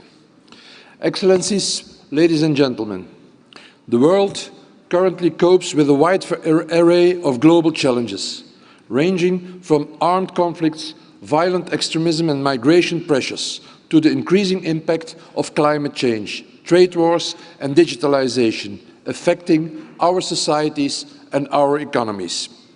Belgium believes that an effective multilateral system is key to common global solutions to tackle the multitude of challenges that have implications for all of us. Therefore, we need a strong and performing multilateral system and a strong and performing UNESCO. UNESCO acts as a lead agency for the 2030 education agenda, protects our common heritage worldwide and supports scientific collaboration that can help us to deal with issues such as climate change and the loss of biodiversity. These ambitions merit an organization that can effectively achieve them with its partners. When you, Director General Azoulay, took office, you embarked on a strategic transformation of UNESCO to reform the organization. Results have been achieved and the MOPAN assessment earlier this year was pretty positive. Nevertheless, UNESCO should always strive to do better, building on the in-house expertise and liaising with relevant external partners. We value the expertise and professionalism offered by UNESCO staff, yet we notice the pressure on the secretariats of several cultural conventions and committees.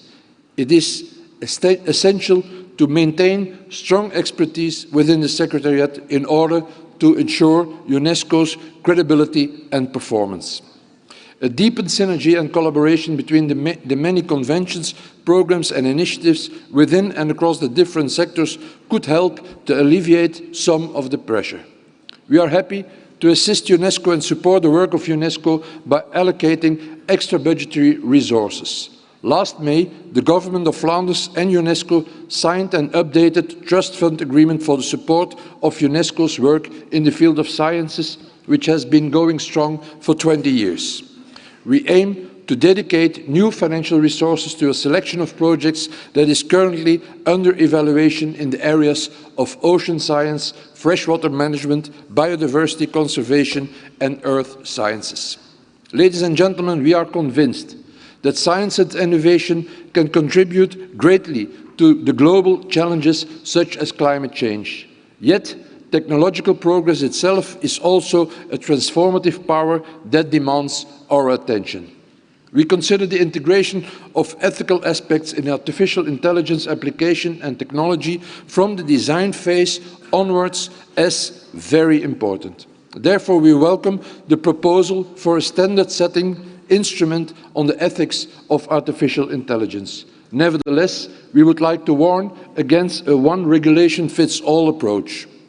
Furthermore, Belgium is committed to an open science approach, in which scientific research that is publicly funded should be publicly accessible as soon as possible according to the principles as open as possible, as closed as necessary.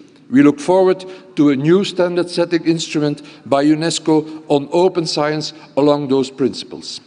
Science, however, would be non-existent without proper education. We particularly welcome UNESCO's endeavour to take the intellectual leadership in the global dialogue on the futures of education in an increasingly interconnected world. In this open approach to the different futures in plural, there should be no trade-off between equity and inclusion on the one hand and quality and relevance on the other. We cannot be ambitious enough in defending the right excellence education. Belgium acknowledges the guidance role of UNESCO's work via the Education 2030 Framework for Action in pursuing more inclusive education policies.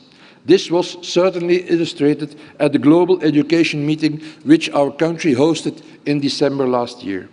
The meeting resulted in the Brussels Declaration, which clearly advocates education for citizenship in a global perspective as a hallmark for the implementation of all SDGs. We are pleased to see how the outcomes of the Global Education Meeting inspired the 2019 High-Level Political Forum in New York and the United Nations General Assembly. In addition to the Ministerial Education meeting during this General Conference, a Forum of Ministers of Culture will gather. We welcome this initiative that emphasizes the relevance of culture for 2030 Agenda for Sustainable Development and the use of UNESCO's conventions and cultural programs. For this event, we would like to focus on two main priorities: cultural education and a broad participation in cultural life, including broad access to culture and digitalization. By protecting and providing access to documentary heritages, the Memory of the World programme is also important for sharing knowledge to enhance mutual understanding. In this regard, Belgium hopes to be able to play its part in the comprehensive review as a responsible member of the organisation. Ladies and gentlemen, I thank you for your attention and wish you all a pleasant and interesting series of meetings in this setting for international collaboration and mutual understanding. Thank you. Thank you, Your Excellency. I now invite His Excellency Dr. Matthew Opoku Prempeh, Minister of Education of Ghana.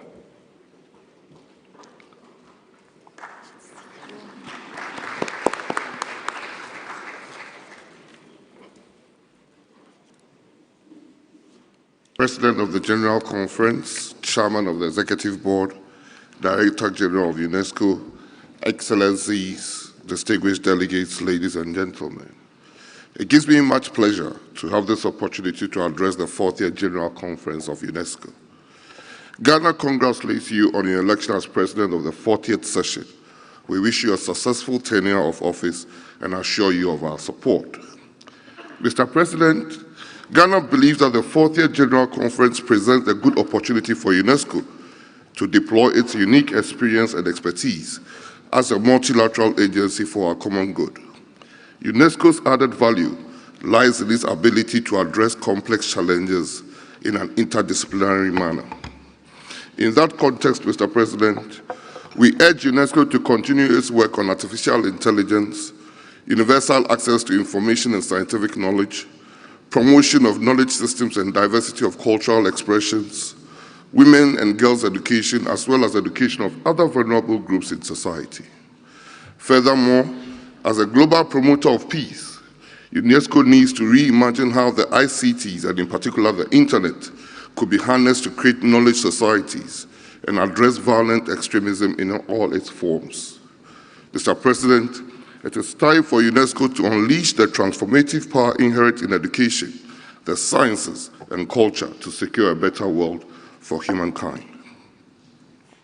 Ghana, therefore, would like to see the preliminary proposals for the 41C4 2022 to 2029 addressing the aforementioned. This will undoubtedly consolidate the gains of the present medium-term strategy, which final program and budget this conference stands to approve. Mr. President, after a critical evaluation of the various budget scenarios presented by the Executive Board, Ghana notes with satisfaction the explanation by the Director General, urging member states to endorse $534.6 million United States budget ceiling. It is our hope that the Director General and the Secretariat will deliver on the programs and effectively implement the agreed priorities of Africa, gender equality, youth, and small island development states. Additionally, this budget ceiling will enable the Director General to consolidate the gains made in the strategic transformative processes, to reorganize the internal structures of the Secretariat, and strengthen core programs and the institutional system upon which the organization was founded. Excellencies, ladies and gentlemen, climate change has caught up with humanity. The world's resources continue to be at the mercy of the climate menace, thereby adversely impacting our collective efforts towards sustainable development.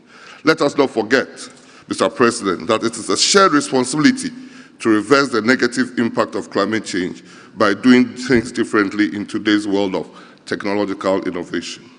To that end, Ghana associates itself with the programs of the national science sector, particularly in the basic and applied sciences, engineering ICTs, which are linked to robotics, genomics, and bioinformatics, as well as artificial intelligence.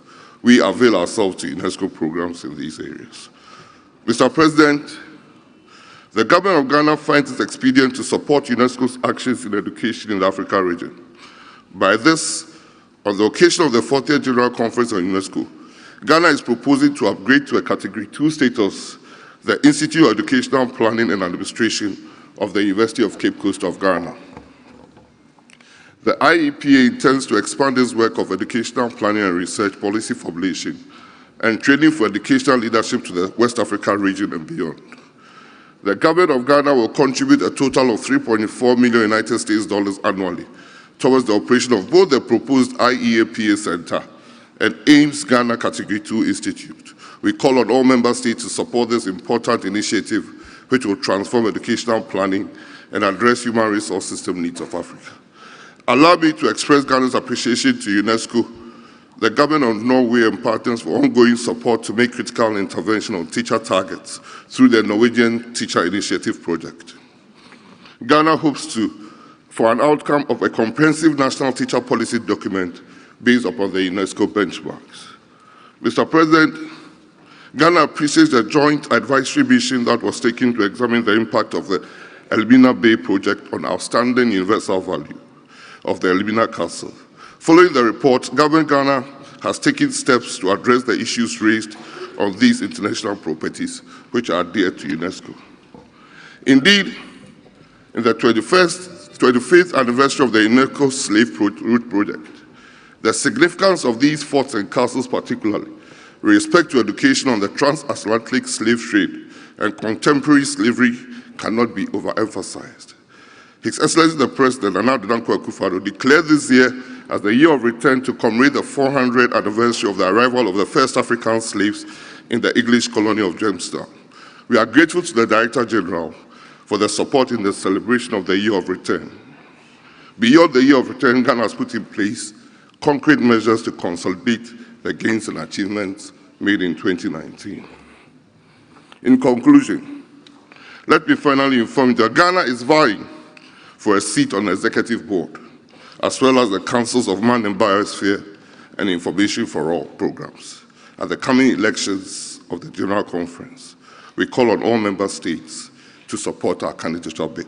I thank you for your attention. Thank you. Thank you, Your Excellency.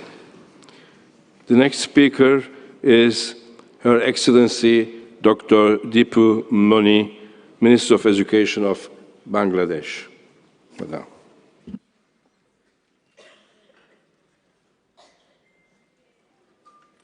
Mr. President, Mr. Chairperson of the Executive Board, Madam Director General, Honorable Ministers, Excellencies, ladies and gentlemen, I have the great pleasure and honor to address this august gathering for the first time on behalf of my country, Bangladesh. I extend my heartiest felicitations to Ambassador Ahmed Atle Chengizar on his election as the President of the 40th General Conference. I'm confident under his leadership and guidance we will have a successful conference. I also wish to register our deep appreciation to the President of the 39th General Conference, Ambassador Madame Zohur Alawi, for her tireless work for our organization during the last biennium. Madame Audrey Azoulay, our Director General, deserves our special commendation for her timely initiatives to address the present and future challenges that UNESCO is facing. Please be assured, Madam Director General, of our full support to your endeavors. Excellencies, dear friends, we are passing through difficult and challenging times, both globally and within our organization. As a nation, we remain steadfast to the principles of multilateralism and believe it to be the most effective tool for resolving global problems and create global good. It is only through dialogue and building consensus that we can hope to overcome the challenges. We need to concentrate more on what unites us rather than what divides us. Mr. President, UNESCO's work in education, science, culture, social science, information and communications are vitally important for building peace, harmony, mutual respect and understanding. Bangladesh's commitment to UNESCO's mandate and mission remain as strong and unwavering as ever. As a member of the Executive Board, we are supporting the organization deliver on its core areas of competence. In this context, we support the Director General's strategic transformation of UNESCO and note with appreciation the progress achieved so far. We hope the high-level reflection group, through an inclusive and consultative process, would provide us with valuable recommendations for charting a roadmap for the future direction of UNESCO. Mr. President, our father of the nation, Bangabandhu Sheikh Mujibur Rahman, aspired to build a Sonar Bangla, a Bangladesh of gold, a country that would be free from oppression, hunger, and deprivation. The torchbearer of his vision and dream is none other than his worthy daughter, our Prime Minister Sheikh Hasina. Prime Minister Sheikh Hasina has embarked on a mission to realize his dream. Her development roadmaps, Vision 2021 and Vision 2041, place an inclusive and participatory development model at the center of all national development efforts. Naturally, Bangladesh is strongly committed to Agenda 2030. We have integrated sustainable development goals in the 7th five-year plan, mainstreaming it in all sectors of the economy and developed a national action plan and monitoring framework for SDGs. These are important building blocks to guide strategies to achieve the SDGs. We believe attainment of SDGs greatly hinges upon the attainment of SDG 4, inclusive and equitable quality education. Today, Bangladesh is globally acknowledged as development role model. Our goal is to become a role model for quality education. Our approach to education is two-pronged, vertical as well as horizontal. On one hand, we are working to ensure access to education to each and every child, including children with special needs, leaving no one behind. Special monetary and non-monetary policies and programs have been undertaken to ensure their access to public education. We have introduced mother language-based education at pre-primary and primary level for 5 ethnic groups in our country.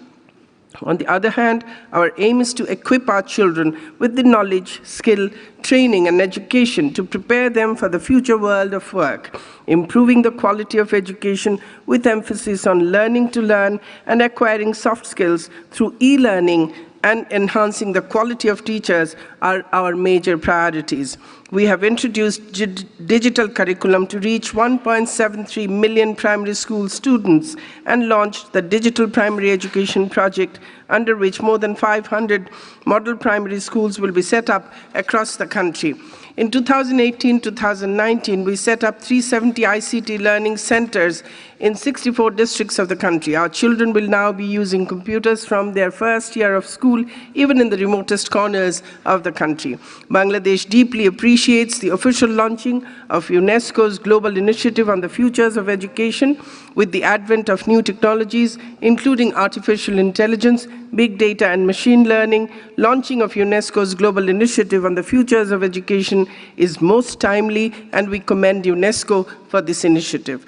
Mr. President, the fourth industrial revolution with Internet of Things, robotics, virtual reality, and artificial intelligence is taking place at an astounding fast pace.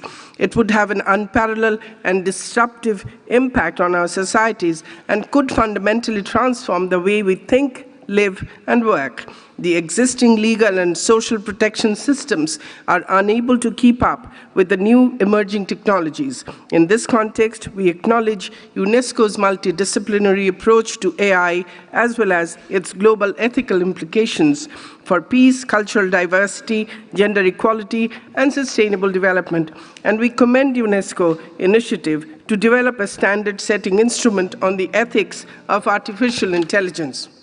Mr. President, Excellencies, ladies and gentlemen, UNESCO is a symbol of our hope and uniquely positioned to take a leadership role in the promotion of education, science and culture, and communication, thereby making a positive impact in lives of the people around the world. I assure you that Bangladesh will continue to fulfill its obligations and do even more to strengthen the organization, carry out its mandate effectively, efficiently, and meaningfully. I thank you all. Joy Bangla, Joy Bangabandhu. Thank you. Madam, thank you very much, Madam. The next speaker is His Excellency Professor Manuel Heitor, Minister of Science, Technology and Higher Education of Portugal.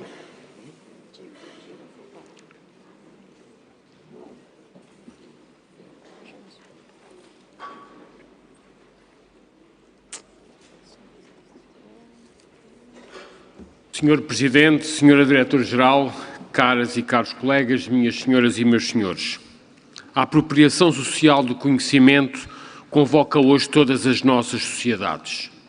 Não há desenvolvimento social ou crescimento económico sem que haja a base social de apoio da educação, da ciência e da cultura se reforce e se alargue. Em todo o lado é assim, porque o recrutamento para o conhecimento apenas é possível através de um processo renovado de confiança e interesse por parte das novas gerações. Partilhar com os outros a sede de saber e fazer com eles o difícil e permanente caminho da experiência tem sido o principal papel da UNESCO, que temos que continuar a apoiar e a reforçar. Inicio assim esta comunicação com uma manifestação clara de apoio e de compromisso com a UNESCO e com a estratégia traçada para os próximos anos, centrada numa melhor integração no sistema das Nações Unidas, no âmbito do processo de transformação estratégica em curso. Permitam-me que vos relembre Homero e a viagem de regresso do Ulisses a casa, a qual é também a Odisseia do conhecimento. A obrigação de uma nova viagem, estimulando e recriando a memória, construindo as lições da experiência e colocando à prova o conhecimento anterior que logo se esquece e se supera. Sabemos bem hoje que todos os processos de apropriação do conhecimento talvez possam seguir esta metáfora antiga. Uma viagem, um regresso, uma nova partida. Mas hoje vemos novos desafios e grandes oportunidades como têm sido aqui debatidos. O processo acelerado de transição digital induzido pelo crescimento explosivo da internet e das redes sociais nela suportadas, juntamente com uma crescente e exigente mobilização de esforços para fazermos face às alterações climáticas que a todos nos afetam e à necessidade de estimular o desenvolvimento económico, reduzindo as desigualdades que continuam a afetar as nossas sociedades, exigem cada vez mais a procura crescente de novos conhecimentos para a incorporação em processos de decisão. São fenómenos emergentes que obrigam a rever e possivelmente ampliar os modos de produção, apropriação e difusão do conhecimento. Sabemos bem que as condições de contextualização do conhecimento para a sua apropriação ganham especial acuidade na escola, onde a democratização do acesso à educação se acompanha frequentemente de uma margem elevada de abandono, rejeição e insucesso, reveladores de uma dificuldade de socialização e de aceitação dos modos de aprendizagem disponíveis. Sabemos ainda que a contextualização dos saberes desafia não só a escola, mas também as instituições científicas e culturais, assim como a possibilidade de formulação generalizada da cultura científica e tecnológica. Vemos assim o fenómeno social dos riscos públicos que emergem, designadamente em associação com as alterações climáticas, essencialmente como uma tremenda oportunidade de motivação para o conhecimento e a participação cívica de todos na difusão dos saberes. É claramente uma oportunidade para o desejo de saber e de dar a saber, para a formação de práticas democráticas de debate, questionamento e participação fundamentada nas decisões. A transição digital e o impacto das sociedades através dos avanços nas formas de processar quantidades massivas de informação, designadamente através de métodos de inteligência artificial, traz-nos diariamente a evidência de um mundo crescentemente complexo em termos sociais, tecnológicos e relacionais. Os enormes desafios da última década, bem como os desafios que se prefiguram, culturais, históricos, sociais, económicos, mediáticos, convidam ao desenvolvimento de competências partilhadas, de redes participativas e novas ações de mais-valia criativa, desmontando e exigindo a reformulação de paradigmas antigos de autoria, território, património, competência e solidariedade. E aqui uma referência especial ao reforço dos contextos para uma ciência cada vez mais aberta. No centro destes desafios está também uma nova consciência do mundo hoje, futuros de incerteza, contextos de crescente vulnerabilidade, reequacionamento dos modos de conhecer e produzir as realidades coletivas.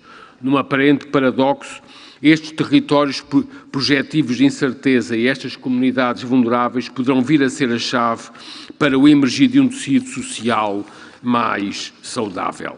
Existe certamente promover saberes, assim como estimular mecanismos de proteção social.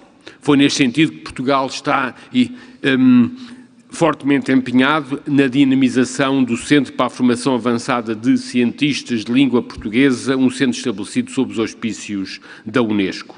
E também, claramente, no debate que a Unesco abriu sobre a inteligência artificial e o desenvolvimento da elaboração de recomendações sobre a partilha aberta do conhecimento. Precisamos ser ambiciosos e colocar a Unesco na primeira linha do multilateralismo, tal como o secretário-geral das Nações Unidas aqui recordou ontem, a defesa de um mundo multipolar e de um multilateralismo inclusivo, capaz de lutar contra o racismo e a intolerância, de proteger o planeta e de utilizar o conhecimento para combater as desigualdades e as fraturas sociais e económicas. Muito obrigado pela vossa atenção.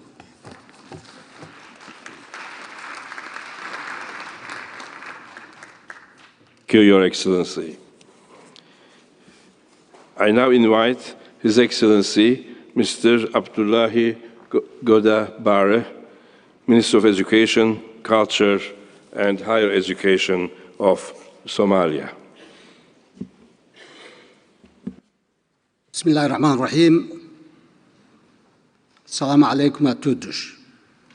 Mr. President, Mr. Director of the Executive Board, Madam Director General, honorable delegates, ladies and gentlemen. Allow me, Mr. President, to congratulate you for being elected President of the General Conference. Mr. President, let me start by emphasizing that Somalia believes that work and mandate of UNESCO is crucial for peace and security around the world, especially in promoting collaboration among nations through education, science, culture, and communication. UNESCO plays a vital role in translating the Sustainable Development Goals into concrete action. These goals, which in turn are essential to combating the urgent environmental, political, and economic challenges facing our world. This is particularly significant for Somalia in our national building efforts. The 2030 agenda has been aptly described as a youth agenda. We are a population where 70% are under the age of 30 years, making our population one of the youngest in the world. Our current strategic education framework, Somalia 2030 Education for Everyone, echoes the ethos of leave no one behind.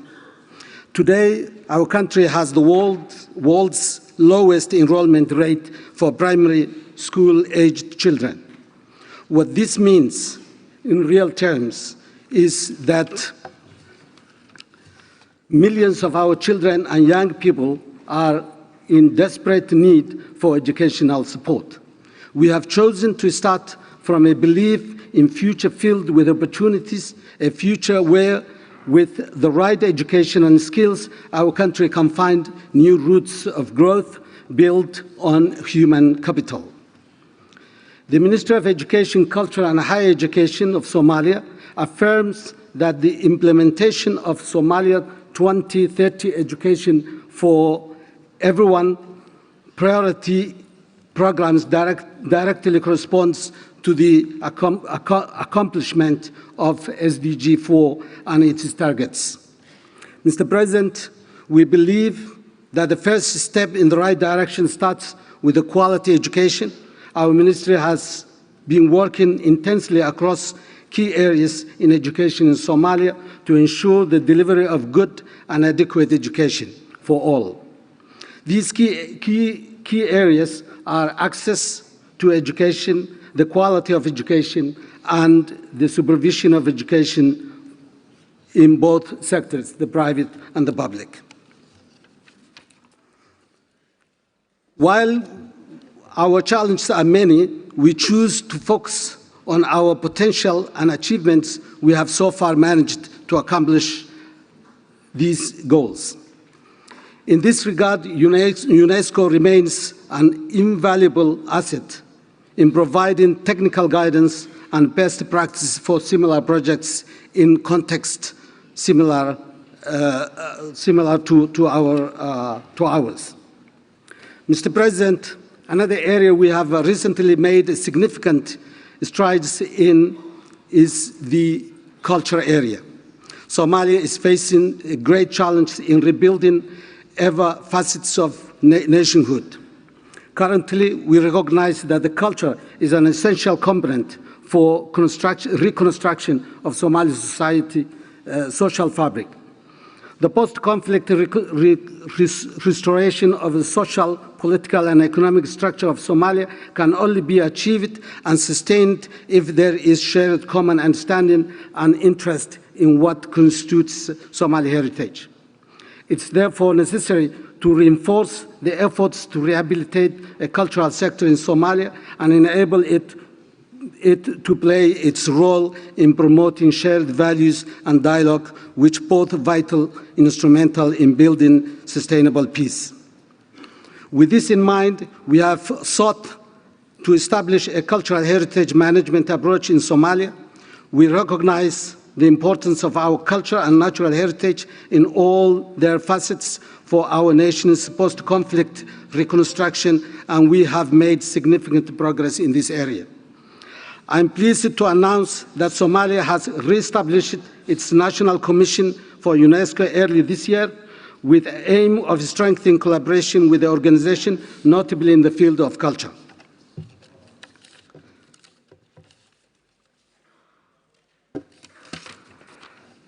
On behalf of Somalia, I'm honored to announce our government's commitment to increase protection of Somalia's cultural properties, as well as our cultural and national heritage through ratification of UNESCO conventions. We have recently passed 4 UNESCO cultural conventions in our cabinet. They are now being debated in the parliament and will hopefully soon all be ratified. The conventions in question are the 1954, the 1972, the 2003, and 2005. Mr. President, let me conclude my intervention by saying that me standing here today addressing you makes a new beginning for Somalia. We have not participated in UNESCO General Conference properly since 1988. I share that with you because I believe that it's a cause for optimism and hope that Somalia is finally out of its recent traumatic past, and before us now lies the road to healing, development, and progress for all Somalis. Thank you, Mr. President.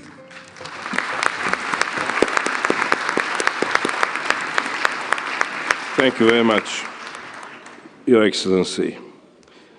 The next speaker is His Excellency Mr. Mansour Gholami, Minister of Science, Research and Technology of the Islamic Republic of Iran.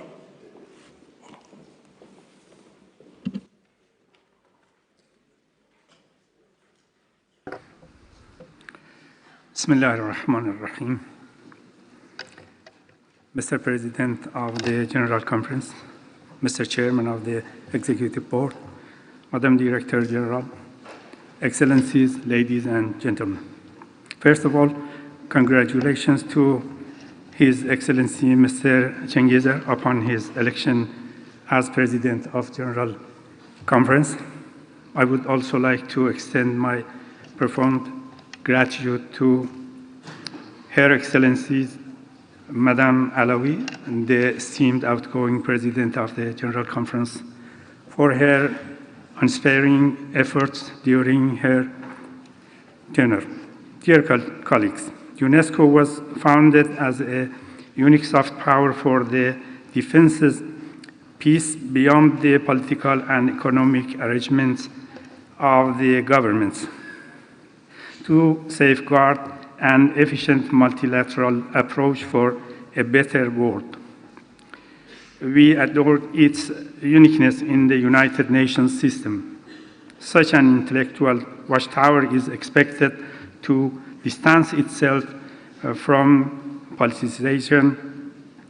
The visionary which of UNESCO's founders was aimed at a moral and intellectual paradigm embraced by a collective politics of the mind.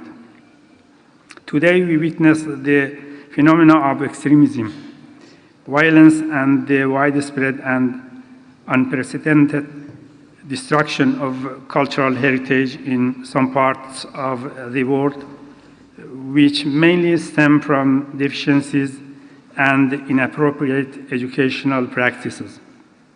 One example is the accessibility of computer games which propagate hatred and psychologically prepare children for violent behavior. UNESCO can inspire the worldwide educational systems and media networks by launching a global campaign entitled The Next Generation, the More Committed Generation, NGMCG, to create and disseminate free virtual games promoting sensitivity towards human dignity, respect for nature and cultural heritage.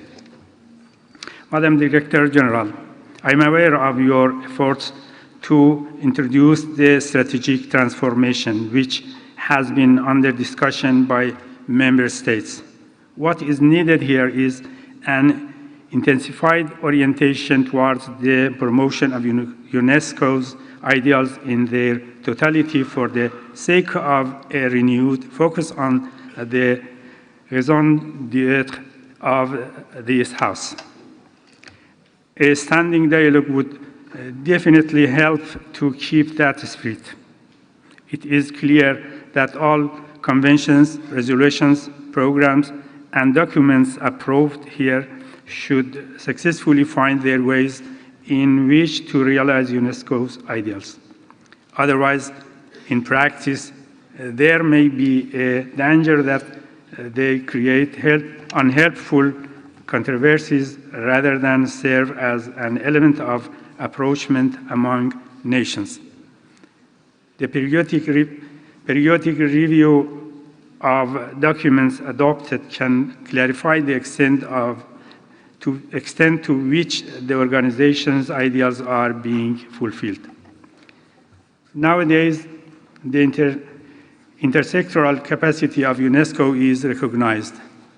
As the Minister of Science, Research and Technology of Islamic Republic of Iran, I would like to wish and emphasize that UNESCO should support policies aimed at preventing scientific discrimination in education and to enable the countries of South to access educational and scientific resources, thus reducing the scientific gap between North and South. Dear colleagues, climate and environmental changes have pronounced effects in many regions with extensive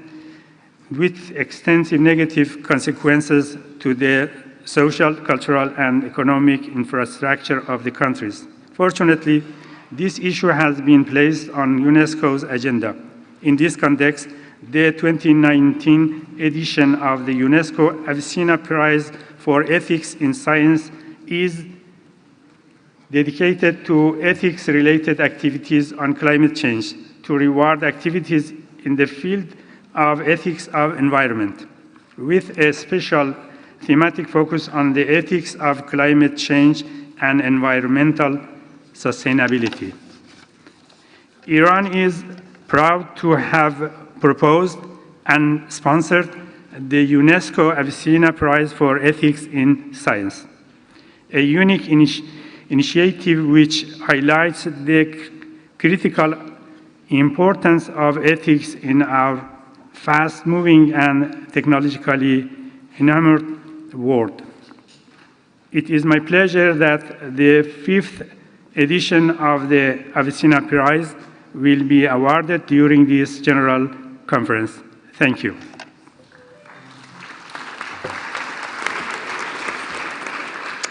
Thank you, Your Excellency. Now I invite His Excellency, Mr.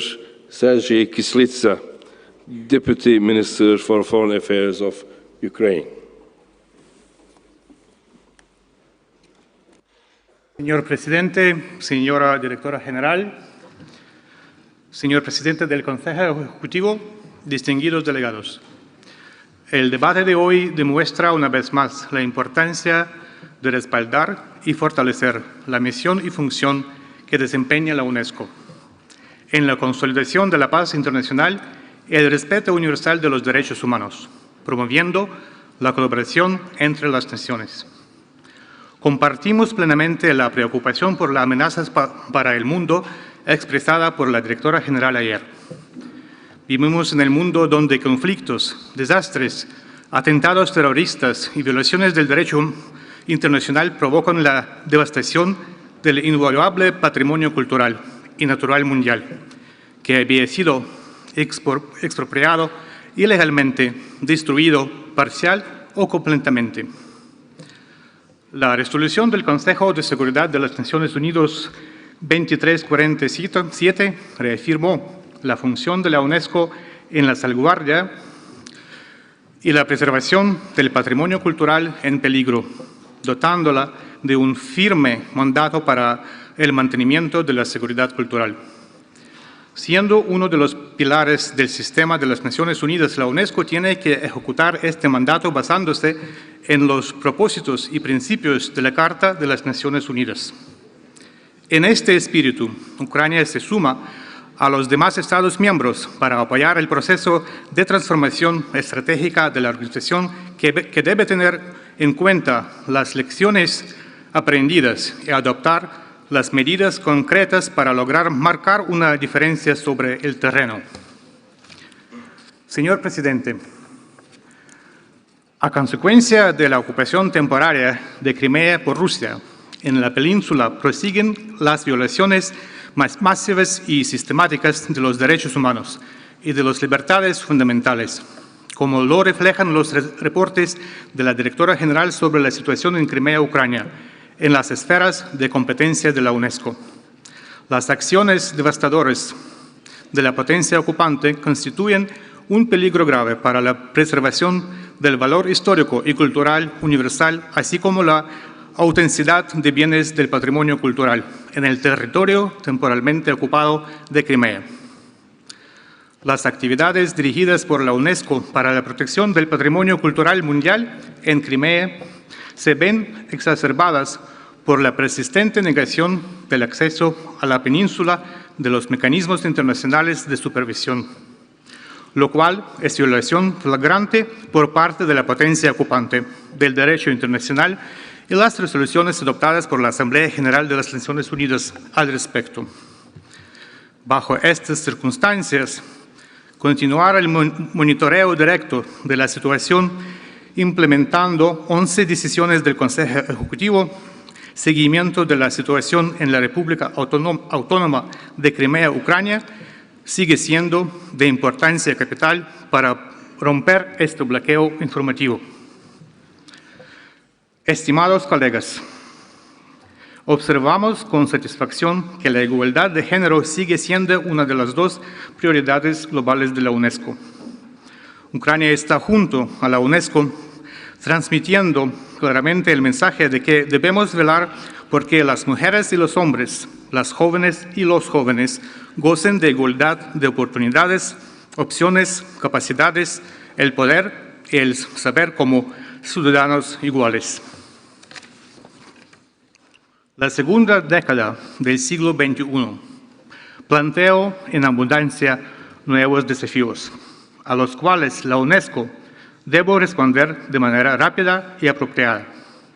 Los retos que afrontamos están cada vez más relacionados con los temas políticos, lo cual suscita discusiones alrededor de la pertenencia de ciertos asuntos más problemáticos a la luz del mandato de la UNESCO. Desde nuestro punto de vista, existe un criterio claro que ayuda a abordar tales desafíos. En particular, es saber si los derechos de personas ordinarias son relevantes al mandato de la UNESCO. Si comparten este punto de vista, no hay otra solución sino la participación inmediata de la UNESCO con su mandato extraordinario. Si lo tenemos siempre en mente a la hora de tomar las decisiones y emprender las acciones concretas en el marco de la UNESCO, nuestra organización está bien encaminada. Agradezco de su atención.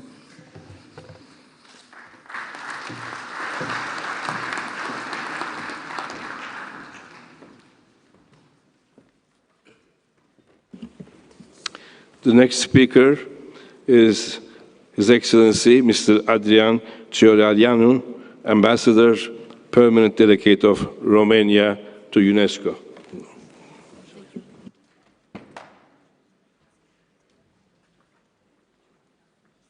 Merci beaucoup, Monsieur le Président de la Conférence Générale, Monsieur le Président du Conseil Exécutif, Madame la Directrice Générale, Excellences, Mesdames et Messieurs, chers amis, je tiens tout d'abord à exprimer le support de la Roumanie pour l'ensemble des objectifs de la 40e session de la Conférence Générale de l'UNESCO, qui reflète les priorités de notre organisation et des États membres dans un contexte global très complexe du point de vue stratégique et politique. Je saisis cette opportunité pour exprimer la satisfaction envers le projet de programme et de budget pour 2020-2021 qui offrira davantage de support dans l'accomplissement des engagements que nous, les États membres, avons assumés collectivement. 4 ans après l'adoption de l'agenda 2030 pour le développement durable, la 40e conférence générale est organisée dans un contexte qui réclame davantage la prise de mesures concrètes et plus d'efforts pour atteindre les objectifs de développement durable. Dear friends, in November 2018, Romania has set the necessary national framework to support the accomplishment of all 17 SDGs, Sustainable Development Goals, by the adoption of the National Strategy for Sustainable Development. We all agree that the attainment of SDG 4 has been revealed as crucial to achieving the 2030 agenda in order to accomplish the goal on education. In 2017, we launched an ambitious, large-scale project entitled Relevant Curriculum, Open Education for All, in order to implement the curricular reform started in 2012. It aims to ensure the successful implementation of the new national curriculum, as well as to address the early school leaving phenomenon by means of in-service teacher trainings, as well as other specific objectives targeting the pupils belonging to vulnerable groups. As high-quality educational material are instrumental for this undertaking, open educational resources are to be developed within the project. We fully support the adoption of the recommendation on open education resources, and we like to capitalize upon it. At the same time, UNESCO's initiative for a global convention on the recognition of higher education qualifications is appropriate and very much welcomed, as nowadays universities become more and more a global campus of learners, while an increasing number of people pursue academic and professional mobility. The opportunities as well as the challenges posed by the artificial intelligence are the main theme of numerous debates on both European and global level. The recent adoption of the recommendation on artificial intelligence of OECD or the Beijing Consensus on Artificial Intelligence and Education are two examples of the outcomes of these undertakings. This year, during its first presidency of the Council of the European Union, Romania proposed the intelligence artificial on the discussions agenda in the field of education and training. The use of artificial intelligence may have a positive impact in various areas, including education, science, or culture. Romania fully supports the idea of a recommendation on the ethics of artificial intelligence as a standard-setting instrument that will guide the undertakings in the field of artificial intelligence at national and international level. Ladies and gentlemen, as far as the research and innovation sector is concerned, in connection with SDG 9, Industry, Innovation and Infrastructure, regional and national strategies for smart specialization are under development at the ministerial level, which all support the concentration of public resources in sectors with economic relevance. The International Strategic Plan provides financial support for scientific events, fairs, and international exhibitions, editing of technical scientific books, consulting, evaluation, awarding of achievements in science and technology. The program to increase the economic competitiveness within the strategic plan is oriented toward investment like included in the list European Strategy Forum on Research Infrastructure, such as the laser installation, extreme light infrastructure, and the International Center of Advanced Studies for System of Rivers and Seas, Danubius Research Infrastructure. Part of the European Union strategy for the Danube region.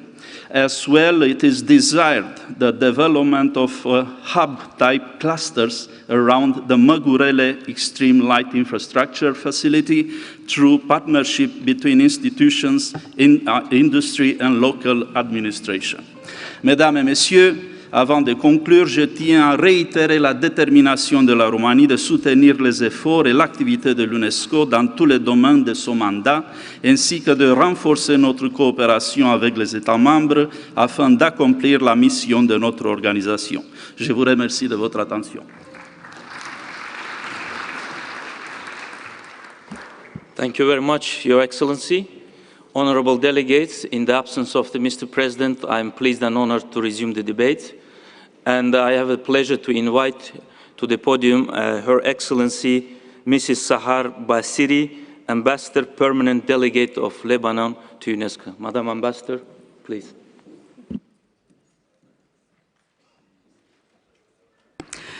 السيد رئيس المؤتمر العام، السيد رئيس المجلس التنفيذي، السيدة المديرة العامة، أصحاب المعالي والسعادة، السيدات والسادة. يشرفني أن أشارك باسم لبنان في هذا المؤتمر الذي ينعقد مع انطلاقة السنة الخامسة لالتزامنا أهداف التنمية المستدامة. والواقع أن كل يوم يمر علينا يؤكد لنا أن لا خيار أمامنا غير العمل والعمل معاً من أجل تحقيقها لضمان مستقبل أفضل للأرض وجميع سكانها، ولا سيما لشبابها الذين هم المستقبل. وإذا كنا في اليونسكو مكلفين بالهدف الرابع من أهداف التنمية المستدامة أي التربية، فإن اختصاصاتها الأخرى أي العلوم والثقافة مترابطة أيضاً بكل هذه الأهداف. فهل من يعتبر مثلاً أنه يمكن التصدي لمشاكل المناخ والمحيطات والطاقة النظيفة والمياه الصحية من دون العمل على تطوير العلوم؟ وهل من يشكك بدور الثقافة في التنمية من الحفاظ على التراث المادي وغير المادي إلى الذكاء الاصطناعي واقتصادات المعرفة والابتكار؟ وإذ أؤكد دعم لبنان الثابت لليونسكو منذ تأسيسها، لا بد من الإشادة بجهود الأمانة العامة لوضع التربية في قلب النقاش الدولي وفي أولويات السياسات الوطنية، انطلاقاً من أن التعليم هو أكبر استثمار في المستقبل. ولا بد من التنويه بالعمل على إنشاء أداة لوضع المعايير الأخلاقية للذكاء الاصطناعي، وكذلك بمبادرة العلوم المفتوحة. ولا يغيب عنا التأكيد على أهمية مواصلة المساعي الهادفة إلى صون حرية التعبير والدفاع عن سلامة الصحفيين. السيدات والسادة، يدرك لبنان الحاجة الماسة لتحديث التربية ومفهوم التعلم والتعليم بما يواجه تحديات الثورة الرقمية ويلبي طموحات الأجيال الناشئة، وهو يعمل مع اليونسكو في مبادرة إعادة النظر في التربية والتعليم، ويستعد معها أيضاً لإطلاق مشروع ريادي لإدخال برمجة الكمبيوتر إلى المدارس الرسمية. وفي الوقت نفسه يواصل تطبيق استراتيجيته الوطنية لمكافحة التطرف العنيف، ويسعى إلى دمج قيم التسامح وقبول الآخر في المناهج المدرسية، ويعمل على نشر مفاهيم ومبادئ المواطنة العالمية، كما يعمل على توسيع نطاق البحث العلمي ونشر المعرفة العلمية للعموم، مع تركيز على الشباب وعلى تمكين المرأة في هذا المجال. وكذلك يهم لبنان التأكيد على أنه يضع الثقافة في أولوياته الوطنية، ويسعى من خلال خطته للنهوض الثقافي إلى جعلها عنصراً مؤثراً بل محركاً حقيقياً في عملية التنمية المستدامة، ليصير الإبداع مصدر جذب للاستثمارات وللتنمية في المدن والأرياف. وليس مصادفة أن تكون بيروت قلب لبنان الذي ينبض ثقافة اختيرت قبل أيام مدينة مبدعة للأدب، فلبنان يبقى في تنوعه وتعدده رسالة ثقافية مبنية على الحوار والانفتاح. من هنا كانت مبادرة لبنان إلى إنشاء أكاديمية الإنسان للتلاقي والحوار، والتي رحبت بها الجمعية العامة للأمم المتحدة في أيلول الماضي. ولبنان الملتزم حماية الممتلكات الثقافية لا ينفك يحبط عمليات تهريب آثار عبر أراضيه، وهو يفخر أنه تمكن في السنوات الأخيرة من إعادة مئات القطع المسروقة والمنهوبة، خصوصاً لكل من العراق وسوريا، كما أنه نجح في استعادة قطع أثرية نادرة سرقت منه إبان الحرب في ثمانينات القرن الماضي. ويشرفني هنا أن أعلن أن مجلس النواب اللبناني أجاز أخيراً الانضمام إلى البروتوكول الثاني لاتفاقية لاهاي الخاصة بحماية الممتلكات الثقافية في حالة النزاع المسلح. السيدات والسادة، إن كل ما تقدم قد لا يشبع فضول الكثيرين منكم لمعرفة حقيقة ما يجري من أحداث في بلادي منذ نحو شهر. فما ترونه على شاشاتكم أو تقرؤون عنه في صحفكم هو في جوهره صوت شباب وشابات، صوت ارتفع مطالباً بالإمساك بزمام مستقبله في تحرك وطني مطلبي سلمي، تحرك يجسد قيم الحرية وأهداف إشراك الشباب وتمكين النساء الذي هو في أساس عمل منظمتنا. وأخيراً، لا بد من العودة إلى ما كان طرحه لبنان في المجلس التنفيذي أخيراً لجهة ضرورة استعادة اليونسكو لدورها وحضورها الفكري كمختبر ريادي للأفكار، وذلك عبر حوارات حول التحديات والمسائل الكبرى التي تواجه الإنسانية مع كبار مفكري عصرنا وفلاسفته وعلمائه وأدبائه ومبدعيه. ولا حاجة للتذكير بأن سبق لليونسكو أن استضافت العديدين مثلهم، منهم أمثال كلود ليفي شتراوس، جابرييل غارسيا ماركيز وأمبرتو إيكو وغيرهم. فلنعمل معاً على أن نعيد لليونسكو ألقها الفكري وهي تقترب من بلوغ عامها 75، لتكون الجبهة المتقدمة لحوارات حرة نقدية وبناءة، ولتكون عن حق أيضاً ضمير العالم. فهذا هو الموقع الذي تستحقه اليونسكو، وهذا هو الدور الذي يحتاجه العالم ويستحقه من اليونسكو. شكراً.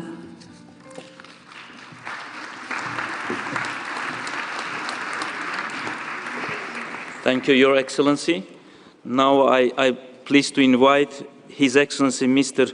Sankarja Lare Sambiani, Ambassador Permanent Delegate of Togo to UNESCO. Monsieur l'Ambassadeur, s'il vous plaît.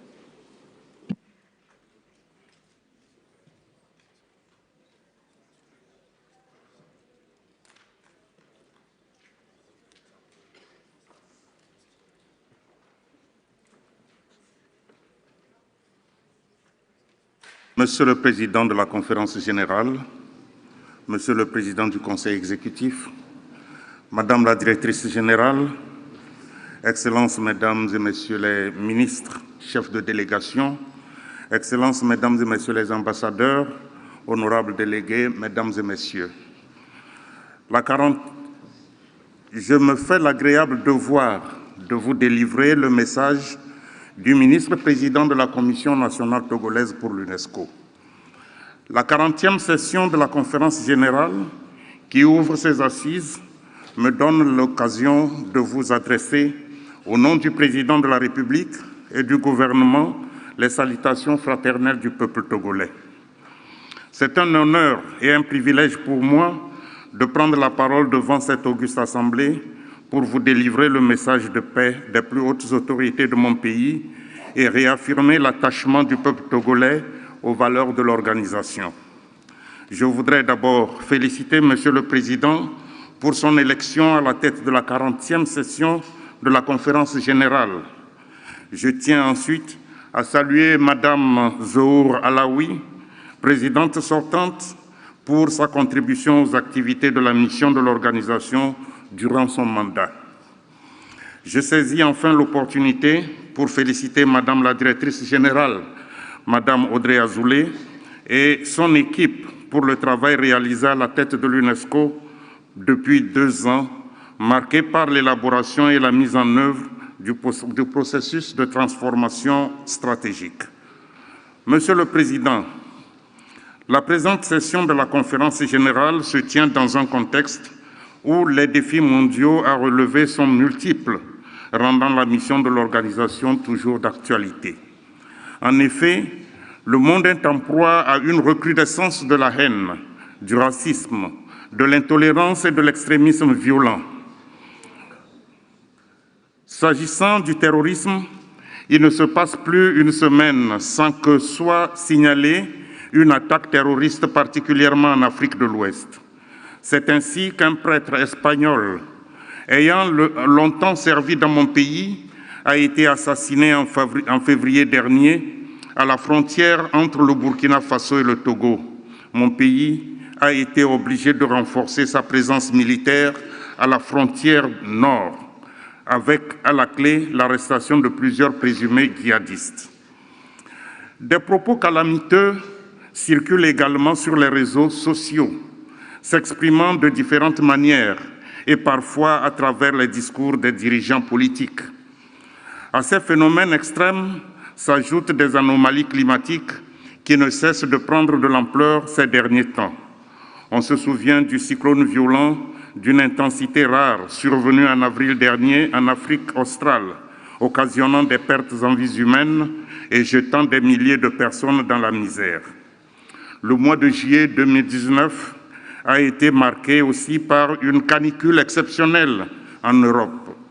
Voilà des défis non exhaustifs auxquels se heurtent aujourd'hui les sociétés humaines et qui constituent des obstacles à la paix mondiale. Il faut que cela change.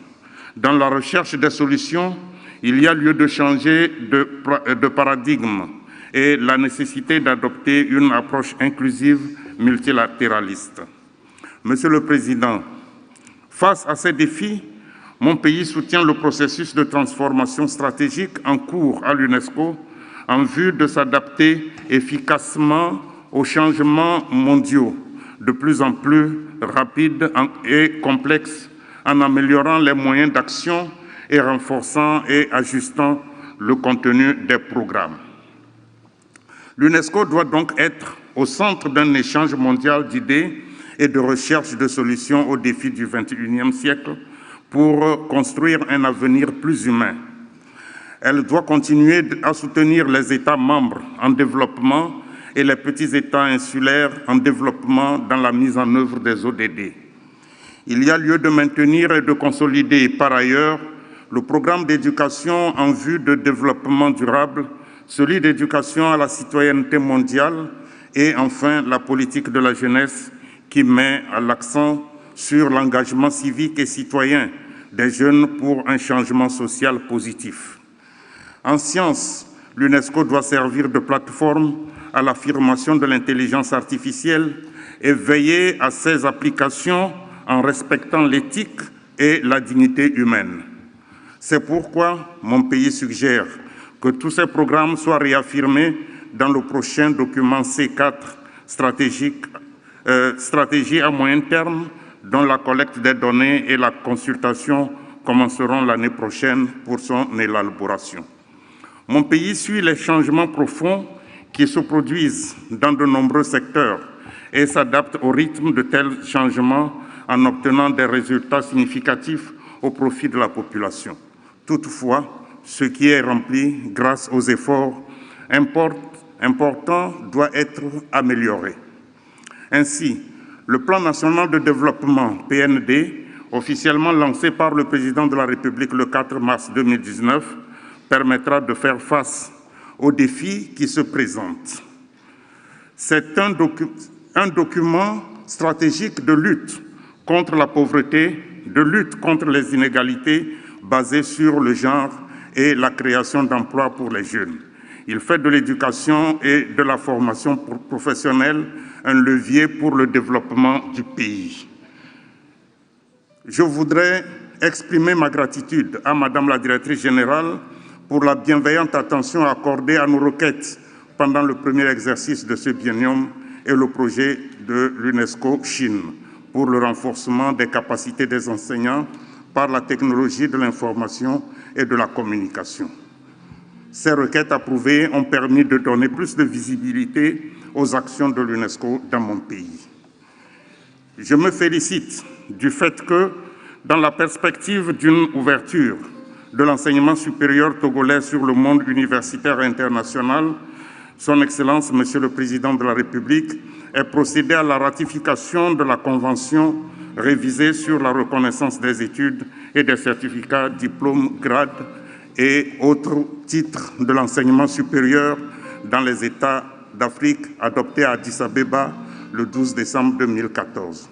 Monsieur le Président, en terminant mon propos, je voudrais vous assurer de l'appui de mon pays au projet de programme et de budget second exercice biennal 2020-2021. Je vous remercie.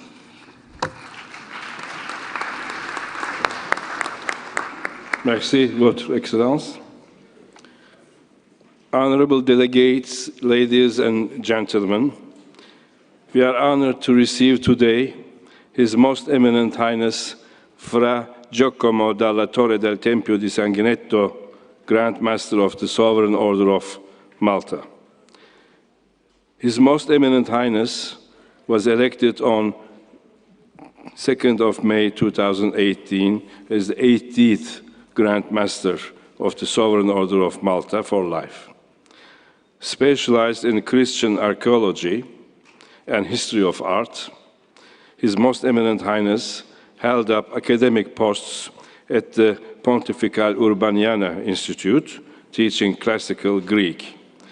His Most Eminent Highness was also Chief Librarian and Archivist for the Institute's important collections and has published a range of essays and articles on aspects of medieval art history.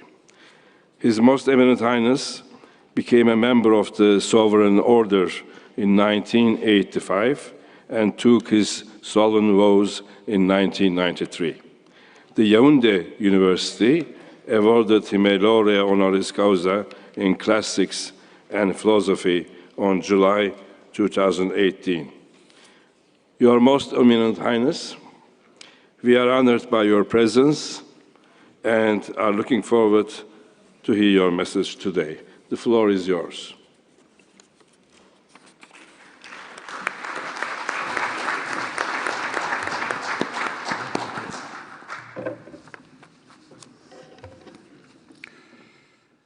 Monsieur le Président de la Conférence générale, Madame la Directrice générale de l'UNESCO, Excellences, Mesdames, Messieurs, c'est pour moi une joie aujourd'hui de m'adresser à cette illustre Assemblée, 100 ans après la création de celle qui fut l'ancêtre de l'UNESCO, l'Union académique internationale. Permettez-moi maintenant de continuer dans ma langue maternelle, l'italien. L'instancabile azione dell'UNESCO a favore dell'educazione, della scienza e della cultura è un prezioso contributo alla pace e al dialogo tra i popoli, al progresso dell'umanità e al rispetto della dignità umana. In particolare, l'educazione è un diritto fondamentale, come ella, signora Direttrice Generale, ha ricordato nel suo discorso alla 74esima sessione dell'Assemblea Generale delle Nazioni Unite a New York, ed è lo strumento essenziale per ridurre le ineguaglianze di genere e per rendere le nostre società più giuste e più prospere. L'azione dell'UNESCO merita tanto più il nostro apprezzamento, la nostra gratitudine e il nostro incoraggiamento in un'epoca di conflitti e di gravi situazioni di crisi che sembrano non trovare alcuna via di uscita.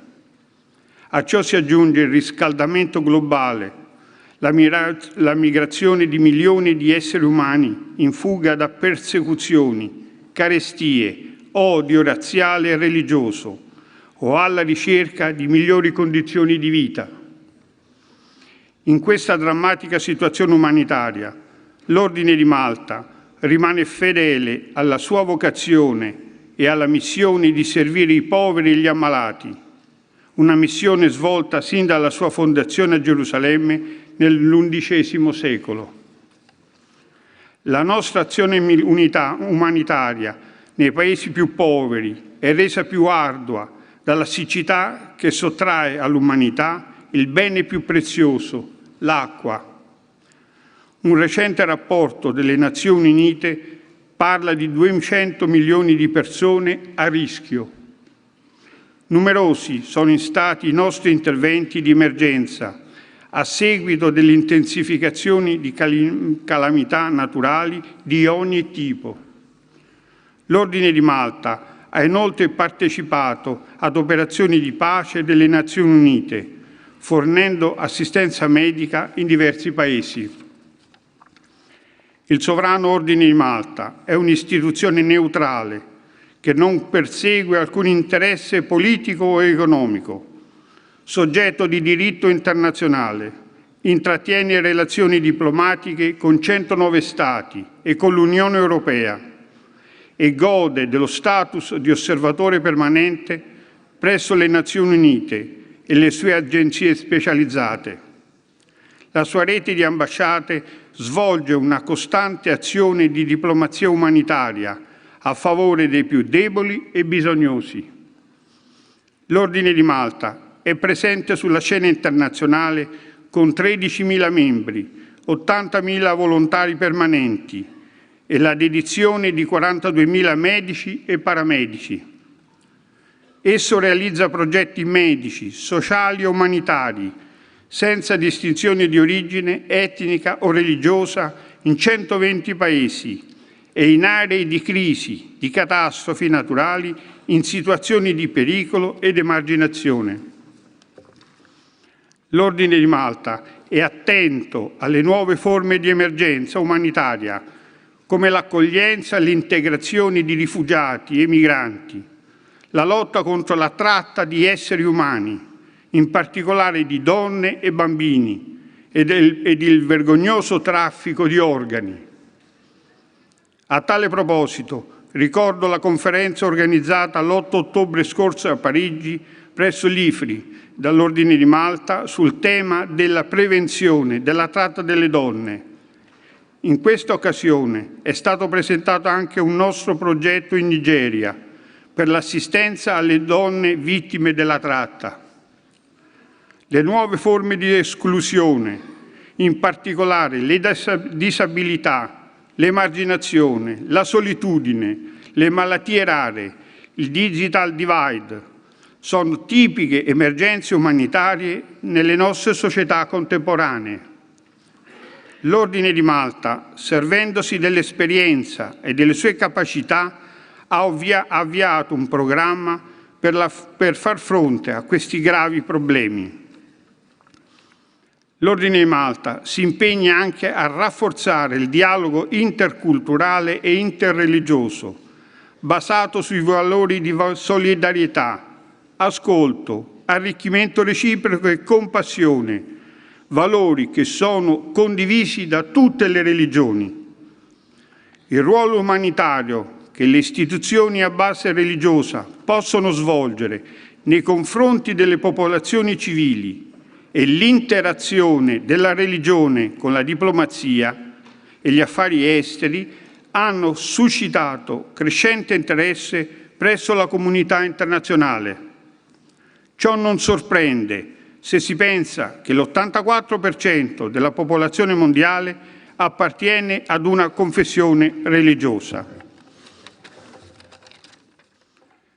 Di recente ho discusso di questo argomento con il presidente Steinmeier in occasione della mia visita ufficiale in Germania. Il presidente ha parlato a lungo dell'interazione tra religione e affari internazionali, che è stato oggetto di ampie riflessioni durante la conferenza di Lindau, organizzata dalle autorità tedesche lo scorso agosto. Desidero ora ricordare alcune rilevanti occasioni di collaborazione tra l'Ordine di Malta e l'UNESCO. La più importante è la conferenza sulla diplomazia umanitaria e la gestione delle crisi internazionali che si è tenuta all'UNESCO nel 2011 e che ha riunito oltre 200 rappresentanti di Stati e organizzazioni internazionali, nonché esperti di altissimo livello. Nel 2012 si è svolto al Palais Berlaymont di Bruxelles un seminario congiunto tra l'Unione Europea, l'UNESCO e l'Ordine di Malta sulla protezione dei luoghi sacri nel Mediterraneo. Successivamente, sempre in stretta collaborazione con l'UNESCO, abbiamo organizzato a Cipro il Forum sulla protezione e conservazione del patrimonio culturale nel Mediterraneo. Infine, quest'anno l'Ordine ha tenuto una conferenza scientifica a Napoli con l'UNESCO in occasione della Giornata Mondiale dell'Acqua. Signor Presidente, desidero confermare la volontà del Sovrano Ordine di Malta di sviluppare ulteriormente una proficua collaborazione con la sua organizzazione.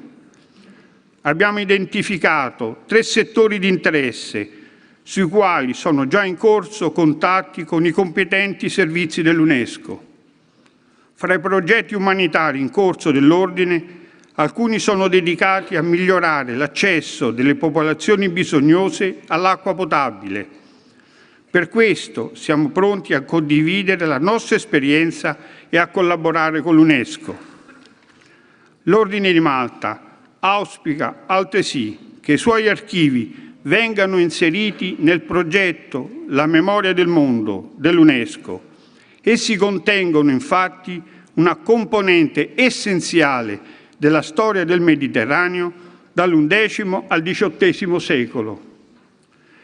Siamo inoltre pronti a proseguire l'azione volta alla protezione e all'accesso dei siti storici e religiosi nel Mediterraneo, insieme all'UNESCO. Prima di concludere, mi sia consentita un'ultima riflessione. Nel campo scientifico, l'uomo ha raggiunto dei traguardi inimmaginabili. L'intelligenza artificiale costituirà un passaggio culturale, storico e rivoluzionerà la vita, il mondo del lavoro et la société. Permettez-moi de conclure au moins mon discours en français.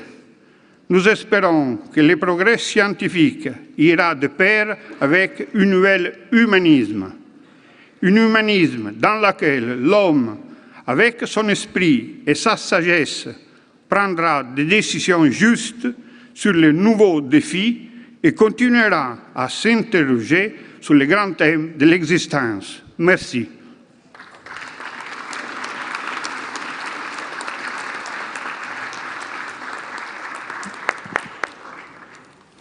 On behalf of member states, I would like to thank His Most Eminent Highness, the Grand Master of the Sovereign Order of Malta, for his speech. Thank you.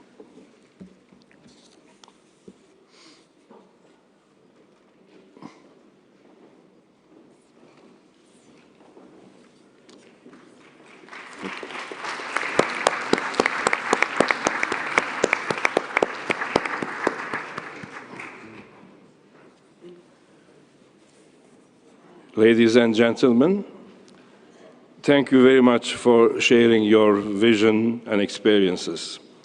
This morning's debate has been enriching, and I'm sure the Director General and her staff have been taking good note of your comments. For my part, I am looking very much forward to continuing our debate this afternoon. The plenary will reconvene at 3 p.m. sharp. The meeting is adjourned.